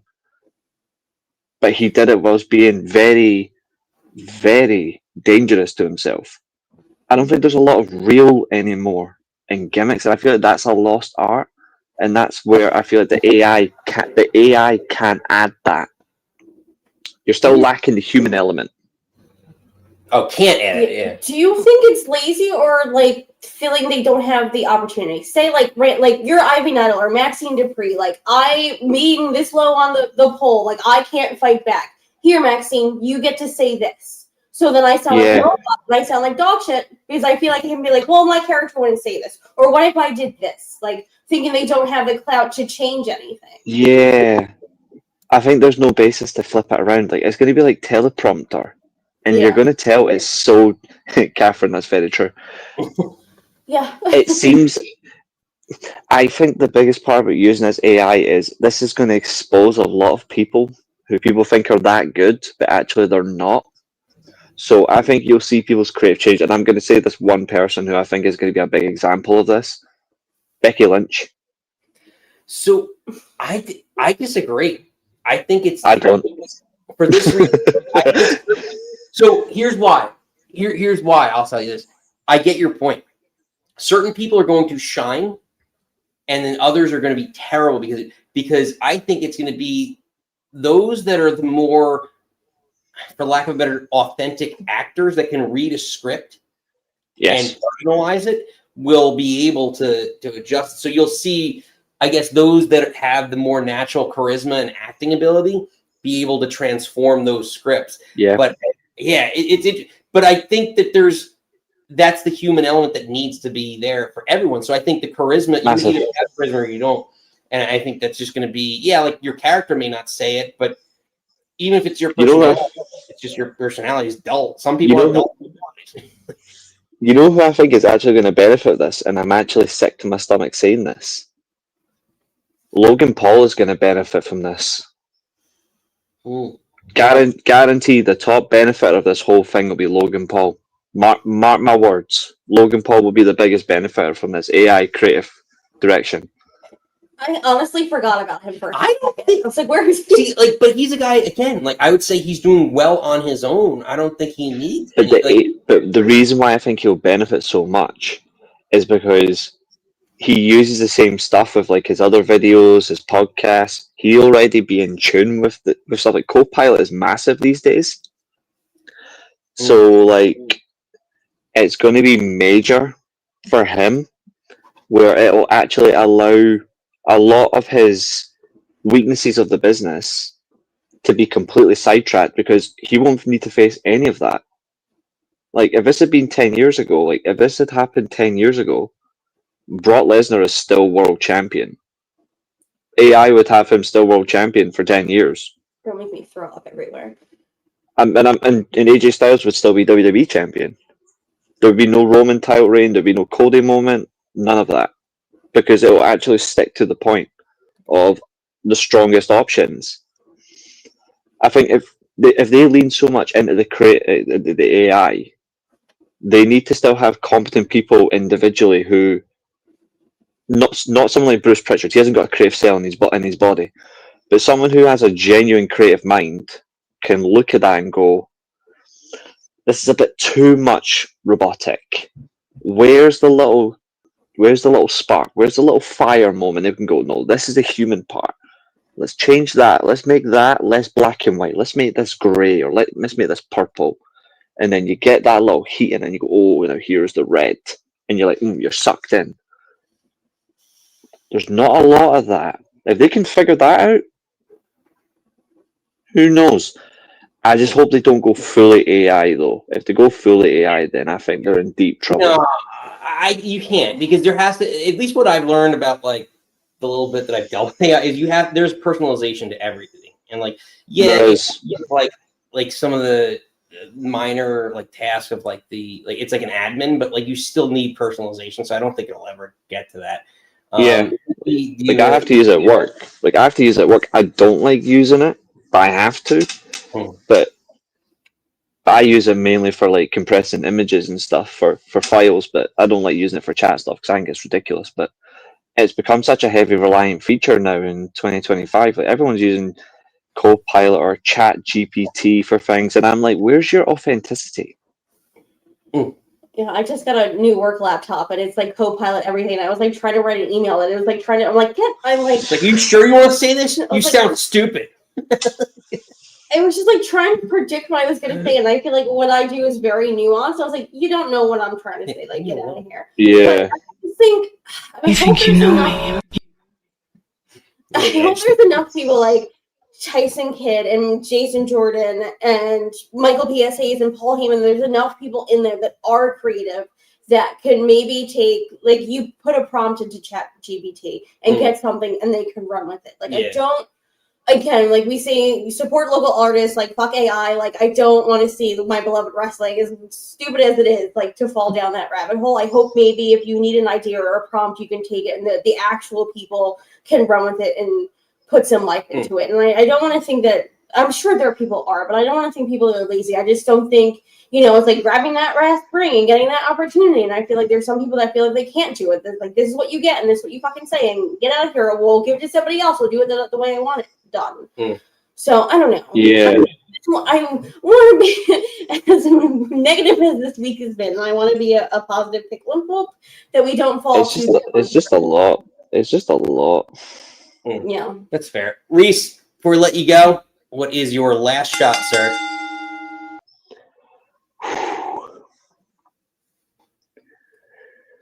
If you're here watching the Nick Club Happy Hour, then run away and hit the subscribe button. If you don't, I'm gonna hunt you down and I'm gonna fucking kill you. There you go. Well done, ladies and gentlemen. Our friend from overseas. Oh my god. Reese, Scotland.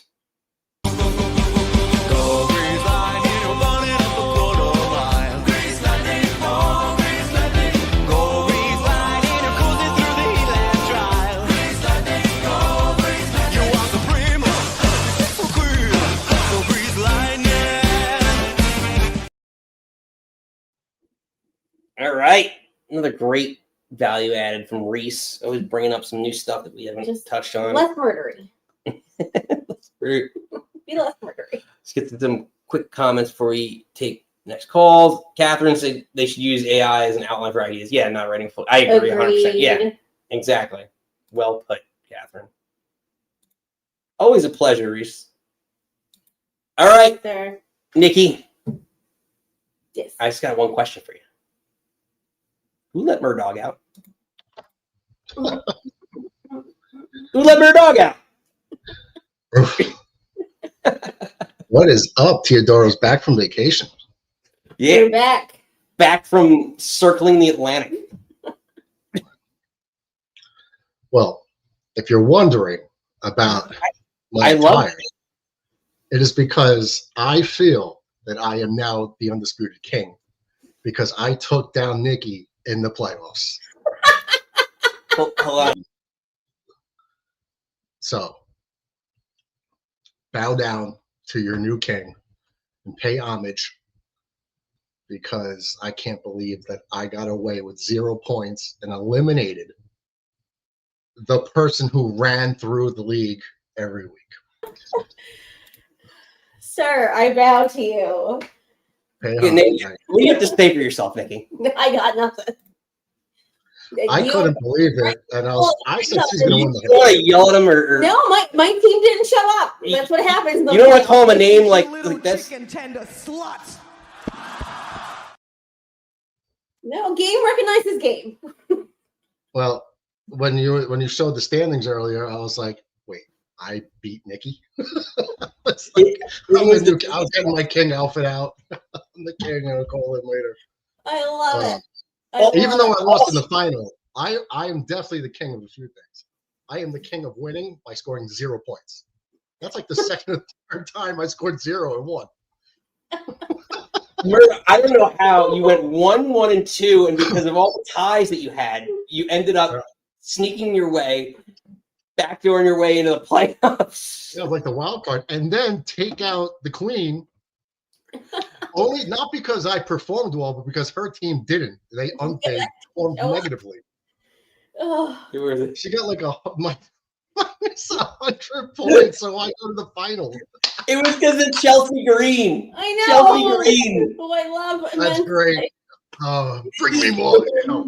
She refused to bench Chelsea Green, and that just cost her. I have Bianca Belair who's not even on fucking TV. I would play Bianca Belair knowing she's not going to screw you out of points. No. I love Chelsea Green. I will defend her to the end, so it's fine. I couldn't believe it when you were playing it, and I was like, oh, I snuck in as the 4 seed. I was like, okay, oh damn, I'm playing Nikki. Shit, this is gonna be bad. Just like I knew the whole year. And then when I saw that negative 100, it's just like regular fantasy football too. Like in all fantasy sports, you run the gamut, just kick everyone's ass all year, and then the playoffs come and you shit the bed. Yep. And it just dominated all year. That's Nikki's story for the year. She dominated the whole season. That's literally my fantasy football. In his league, the past 2 years, I get into I can't win. I can't win the big one. Yeah, that's a heartbreaker, man. But it happens to me in regular fantasy football every year. It's like, I mean, I'm already starting now. Like, what am I, 5-1? But I lost Neighbors and Tyreek in week 4 in the same week. So, thank you. Everyone wants to know where you're getting this crown. Is it Baron Corbin's crown or is it the Burger King crown? No, I have a few crowns. This one felt more appropriate. So, I mean, at first I was just in my robe. I was going to do my Ric Flair, and then I know I saw it. I wanted to write it in the chat, but we were going through calls. So I was like, it's going to distract somebody. I was like, you know what? I was like, I beat Nikki. I'm the new king. Even though I lost the final, I won by beating Nikki in the semifinals. I won. I don't care. I don't care that Mikey beat me in the final. I beat the best, which was Nikki this year. So by default. So I'll take it. So I'll take that win. And I'm a Jets fan, right? You hear about that just thrashing that Mikey gave you in the final stuff. It was just beautiful. Well, it was just. Yeah, it is what it is. But hey, I got there, so I'm a finalist. Yeah, man. Yeah. If you're giving out medals, you get a silver medal. That's right. I got a silver family crest here. Is that Game of Thrones-ish? I feel like you got Game of Thrones. Yes, it's Game of Thrones-ish. Yeah, I think so. So anyway, but you covered a lot of topics tonight, like on a serious wrestling note. Although there were so many topics that I had shit for. Let's start from the beginning about your topics. I know you said something about Kabuki Warriors getting buried. I voted on that. Rest in peace. I don't think they're buried. I think Asuka is a top tier women's singles competitor, multiple time champion. She's always at the top of the women's card. Then she was gone for a long time. So to bring her back into the mix slowly, they put her back with Kairi Sane to be the tag team. Now that she's ready, back in the flow of things, now they'll make her more the focal point. Because you can't just keep having Bianca, Rhea, Tiffany, the same girls. Now they're going to bring in Stephanie and probably Julia a little bit more. But yeah, I think that was just for Asuka to get the because how long was she gone? Over 15 months? Over a year. Yeah, a year and a half at least. Yeah, so get her back, give Kairi something to do. You always knew that she was going to turn on EO because they just regurgitate storylines. And yeah, now they'll focus more on her being the lead to get her back into the main title picture. What else was there? What was the other topics? So many. Sorry, can you say "I will rule you"? I will rule you. You get that reference, right? Is that Burger King? Like, no. Do you remember David Arquette in Ready to Rumble? Yeah. Yeah. So the guy. Oh yeah. He's like, I will rule you. That's right. Yeah, that was a long time ago. What else was there? What were the other topics? Well, we got, I mean, Aleister Black and Zelina Vega are together on screen. There's a lot. Braun Breaker. I think the only thing you could do with Zelina is put her with Aleister. She was better as the valet. Like, she's not the women's like North American title or US title, whatever it is as high as she's gonna go. So giving her more of a role with a more like over guy is the way to go, especially being her husband. And I think she's better in the bad girl role anyway than baby. Oh yeah, yeah, agreed. So this is good for her. It's good for they're married, so that's cool. You also asked the House of Black, is it coming? I said no, mainly because I thought it meant like Buddy Matthews going over with Brody King, which would be fantastic. But I don't think they. I don't know if they reform it. Great in WWE. I think they would present him really well with that group. But like, yeah, no, I meant in general, like the group in general, like a faction. Like, is a faction coming beyond, and maybe not called the House of Black, but like would Aleister Black actually form a faction with Zelina? Well, I heard you guys talking about the Wyatts and like taking over the Wyatts. I don't know if that's a good idea because the only reason why Bo Dallas has a job is because he's Bray's brother. That's the only reason why he's back. And he's not even on TV much. So if you let him take over the Wyatts, who are filled with like B-C level wrestlers anyway, that's why Rowan's back, to tell you the truth. What was that? Joe Gacy. I like Dexter Lumis, but Joe Gacy, it's like they took like the scrap heap and they give them something to do since they're on the contract. They put them in a faction. Yeah, so I don't know if they do that. I do like Aleister. He's one of my favorites, so I hope he just keeps it with a solo thing going. Unless you could somehow get Brody King back with Buddy. That's my favorite. I don't watch AEW anymore, but that was the favorite for me when I did watch it. That's fair. What do you think of the Vision? Is that the Vision breaking up? Yeah, that was the big one. I think I agree with just about every point Nikki had. I can't believe I expected. We all expect it, right? This is because you're as fans as long as we all are, and everyone in the chat is. You know what's coming. You can't put a faction like that together and expect it not to turn on each other. That's just what happens. But this soon is the crazy part. So Nikki brought up a possible injury to Seth. To expedite it is probably the most plausible thing to go with. How long have they been together like this? Like 4 months?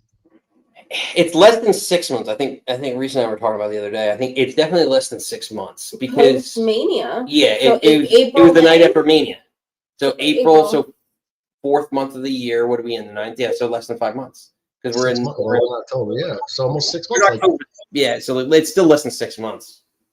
This is crazy that they're blowing this up when they are. It has to be some outside thing like an injury to Seth. It's too premature. You know it was going to happen, but 6 months in is crazy. So I think it must be an injury. Because again, everything was the WarGames match was supposed to be around them. What if? Do you remember? I don't know. I want to say 3 weeks ago, Brock Lesnar came out to beat up on Cena. And then he went backstage and Paul Heyman saw him. You guys talk? He's like, talk. And he just looked him up and down and he smiled and he like somehow like they smiled at each other like call me. And he was looking at the Vision guy like the Bronze. What if he comes in to take Seth's place? I don't know if he would take his place because then I would think Heyman would just take the place as the leader of the group, and then it's just these guys. But like, I don't see Brock Lesnar with those guys. Like, I see Brock Lesnar facing those guys, but I don't see him being in a group with those guys. The original plan was Brock was supposed to be on the side of the Vision in WarGames. I think that was like hey, call me. It's like, oh, I have 3 guys in the Vision. We're going to WarGames. Let's Brock Lesnar. But again, if this is the turn and Seth is out, I guess you can plug Brock Lesnar in there, but then you still need another. I don't know.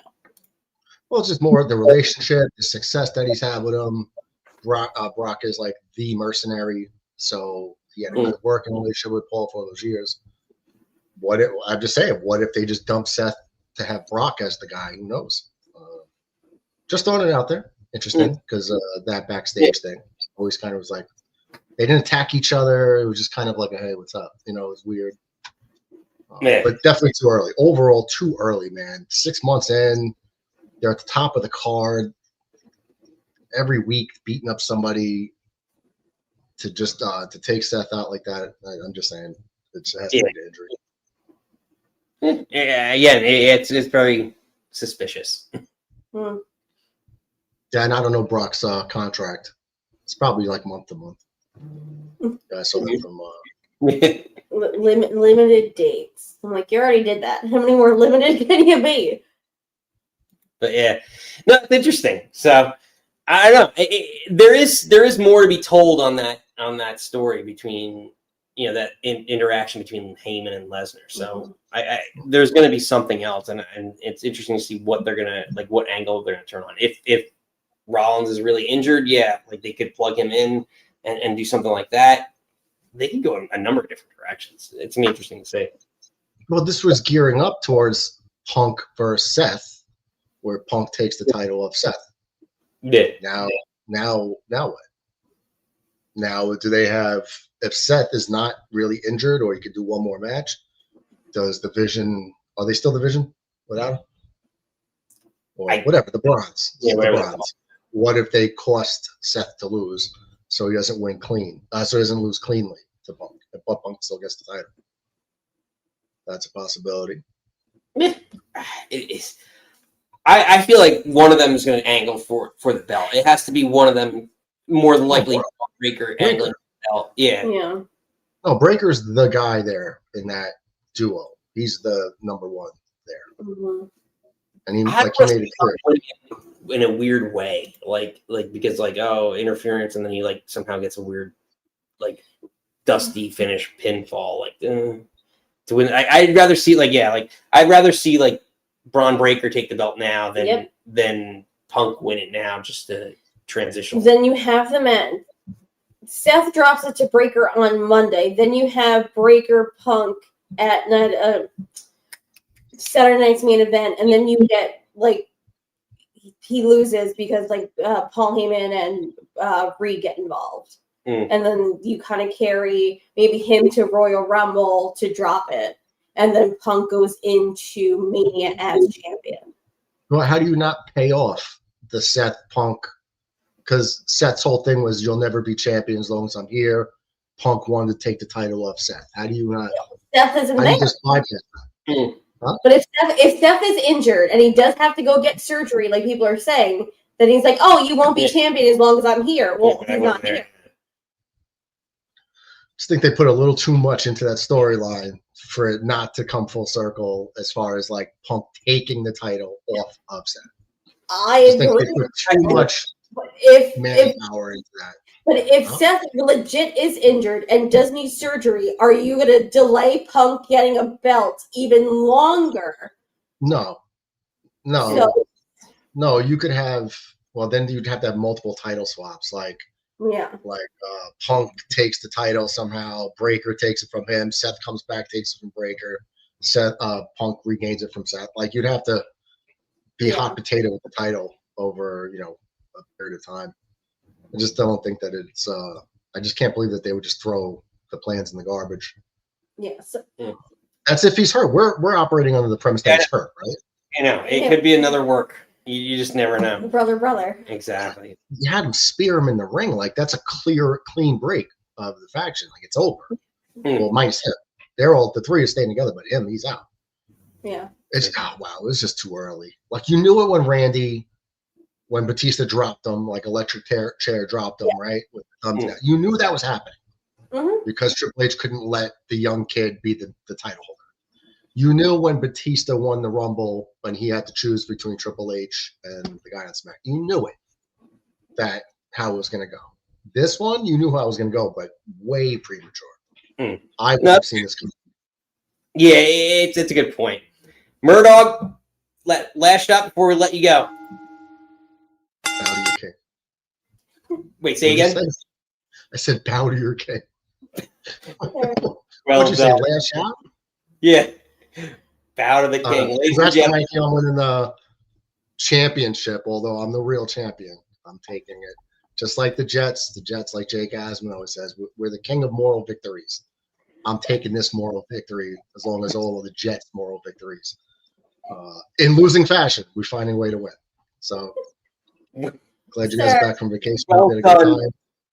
Your king has spoken. Until Pleasure next being time, back. my peasant. Pleasure as always, ladies and gentlemen. Murdoch Sir. with his moral victories No. and his real If fantasy victories. If I were him, I would do the same and be like, I'd be, I'm better than you, and you know it. I know he's gonna real love this reference, but if you call me the Patriots, then he's my Giant. Yeah, he just completely came out of nowhere and just scored you. Unbelievable. All right, Nikki. We got one more. Last caller. Let's get ready. It's got to be a regular. Take us out. Say his name and he appears. I believe in Steven.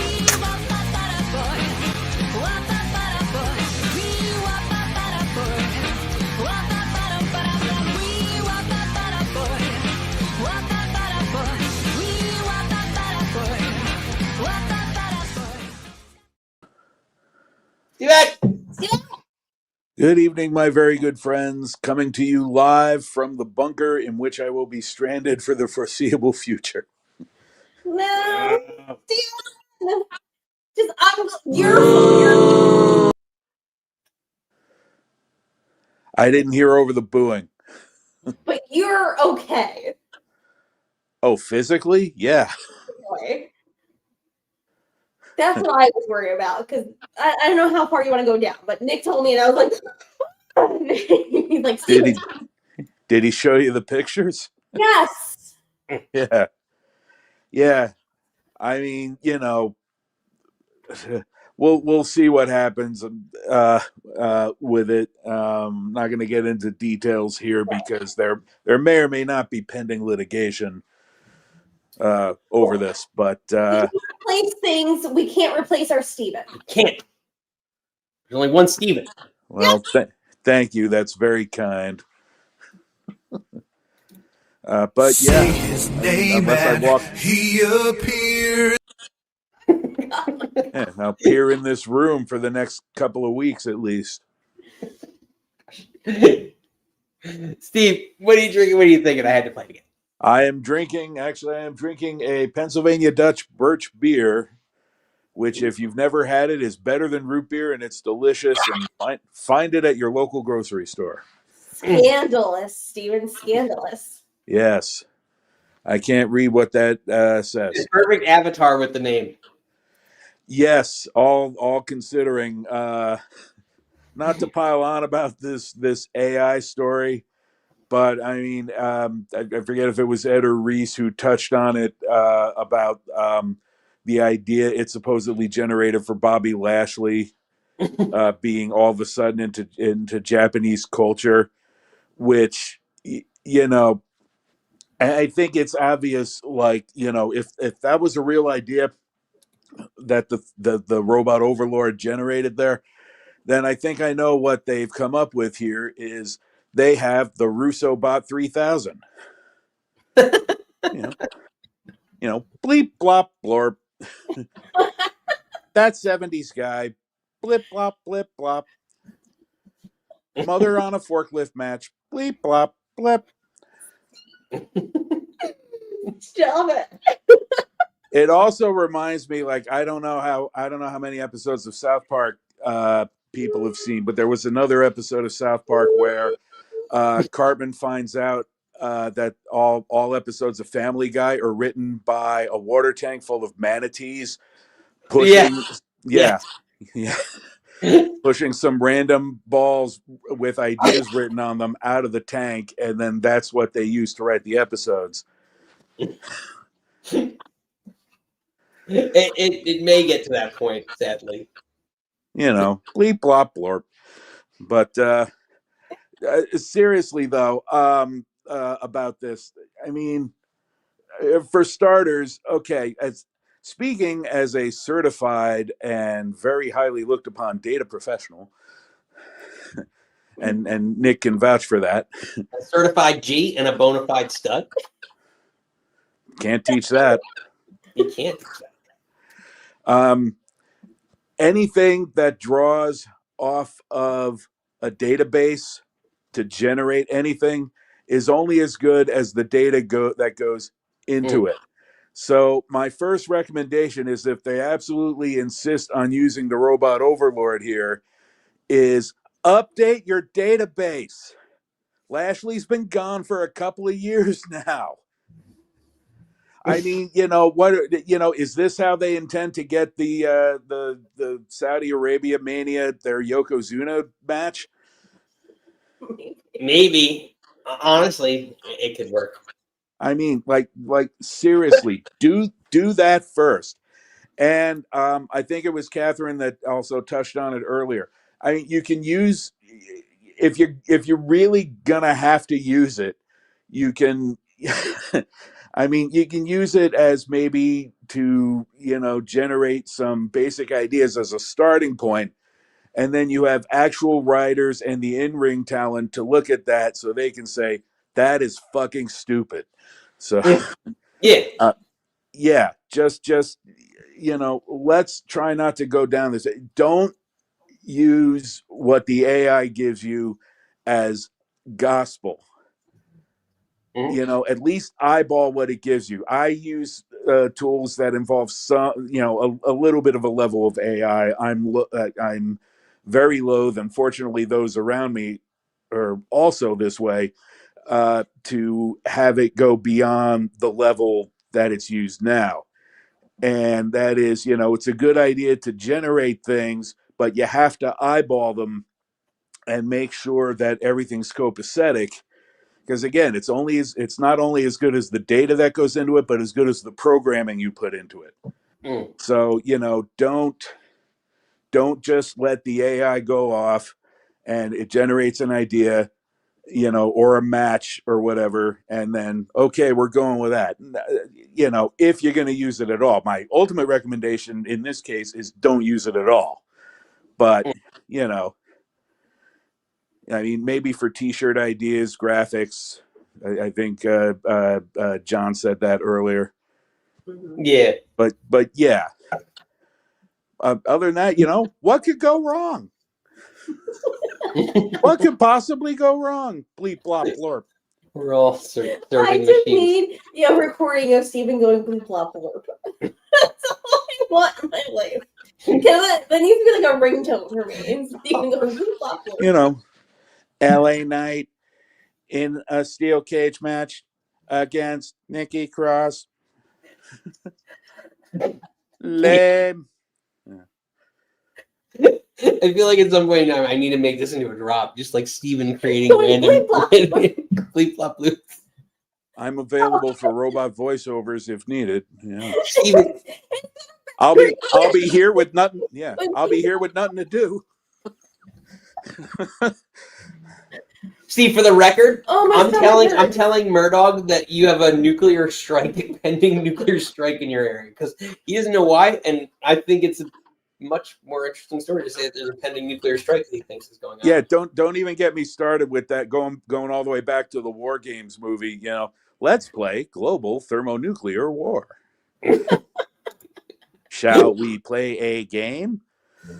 WarGames. And then WarGames. Yeah, and then now the Motorhead song. Yeah. I don't know. I don't think this is a good. Well, I mean, I won't say it's a completely bad idea, but let's see. You know what? If they're really going to use it, let's see. Now, when we watch the shows, can we tell, did a human think of this or did a robot think of this? The new game on the show. Yeah. Some would even say that, with Road Dogg as the head writer of SmackDown, they've been using artificial intelligence for a while now. Hey,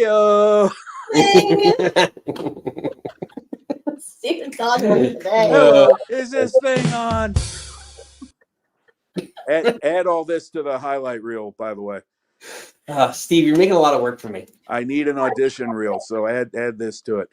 All right, issue number 2, the whole Andrade mess. There was a thing going around. This is most likely not true about WWE would agree to reduce the non-compete to 90 days or possibly even waive it if they can get Edge back for one night for a Cena match. Oh. Yeah.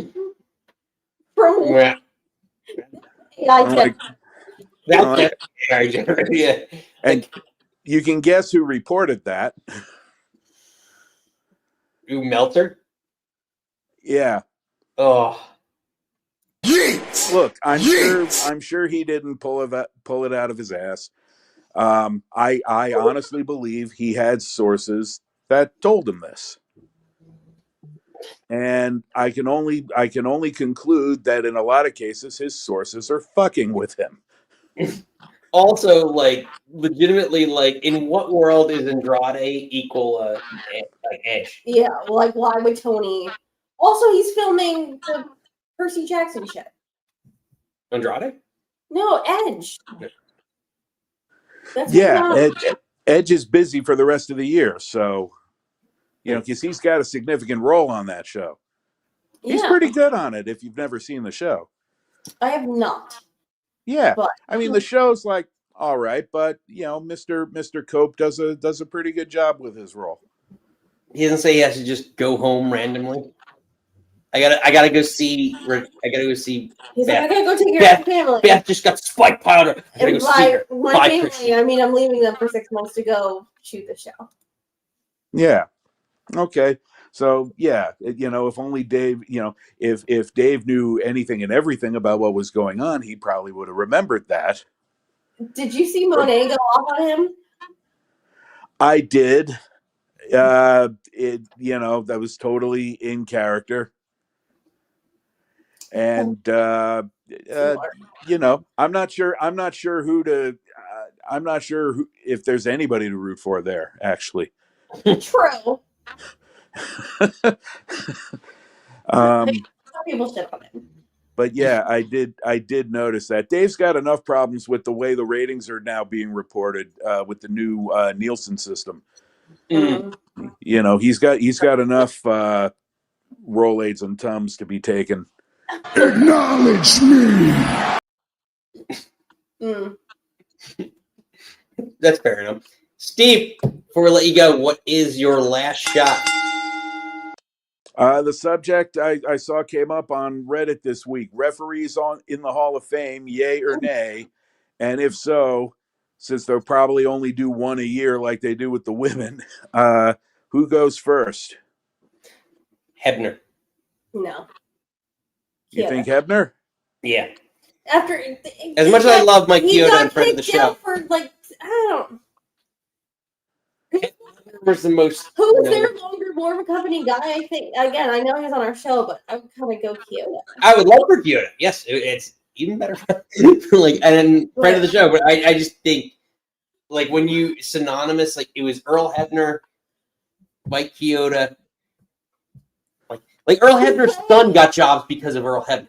Like to play devil's avocado, there's already a referee in the hall. You had Tim White. No, Tim White's in there. Well, he was given the Warrior Award. I don't know if that, technically means he's a member of the Hall of Fame. Yeah. I was thinking Joey Morella.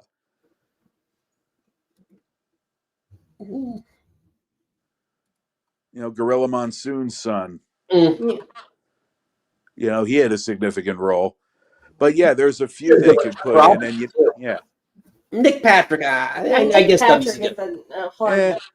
You can make an argument for Charlie Robinson too. But I mean, he's kind of still there. I'm not opposed to it, but I don't. There's only be like I don't think maybe it's too early. Oh, that's bad.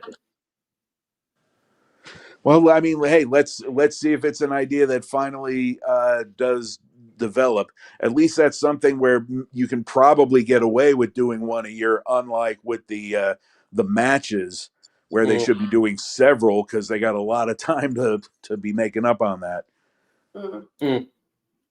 Oh well. Yeah, it's a fair point. It's a fair point. Yeah, I think Hebner would be first to me, and then Kyoto too, because he's been in so many matches. But it's an interesting discussion. And Corderas. Yeah, Corderas. Yes, another friend of the show, Jimmy Corderas. Yeah. But would Little Nate be first because he's still in the family right now?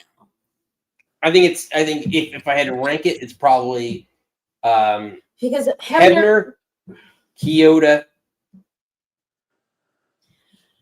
It's not Little Nate. It's not necessarily about deserving. It's like who's in the circle. True. Is Hebner still on the outs because of what he did?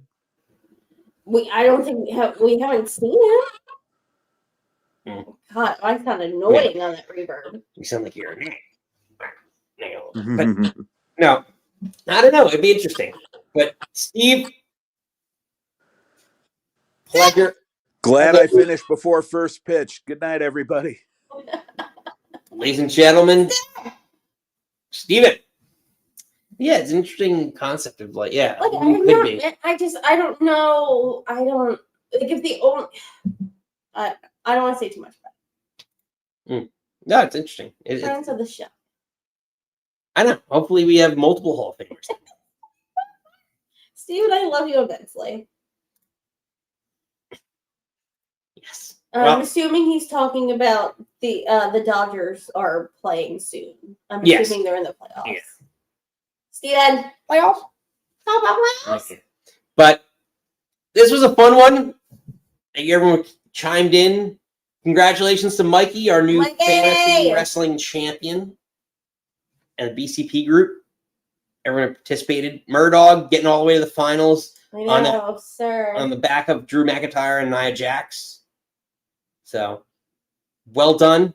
So, we'll let Triple H take us out like he always does. We are back here, just so you guys remember. We're talking, because Ed brought it up a bunch. We're talking AEW tomorrow at 4 p.m. Eastern. So make sure you're back here for that. We are previewing AEW Wrestle Dream, Moxley and Darby. We got Chris Statlander and Tony Storm, Samoa Joe and Hangman Page, among others. So a lot to get to tomorrow. I believe 7 or 8 matches, I think they listed. So usually like 9, but so we'll see. So make sure you join us tomorrow at 4 Eastern time, whatever that correlates to you. But again, we will let Triple H take us out. Thought we had a spectacular event tonight. Very excited that so far everybody seems to have come out unscathed. You know, banged up, bumps and bruises, but nobody seriously injured, which I always hold my breath on these events. You want to see people have the best outing that they can possibly have and make memories, but do it safely. And we were able to do that tonight. Able to do that tonight, Nikki, and hopefully tomorrow afternoon as well. Keeping the streak going. A winning streak, unlike what the New York Jets. Sorry. Murdoch and I know it's been a struggle. But until next time, thank Joho. Murdoch's trying to get his king and not your king. But throw him up. Until next time, you do not have to go home. But you can stay here. Goodbye.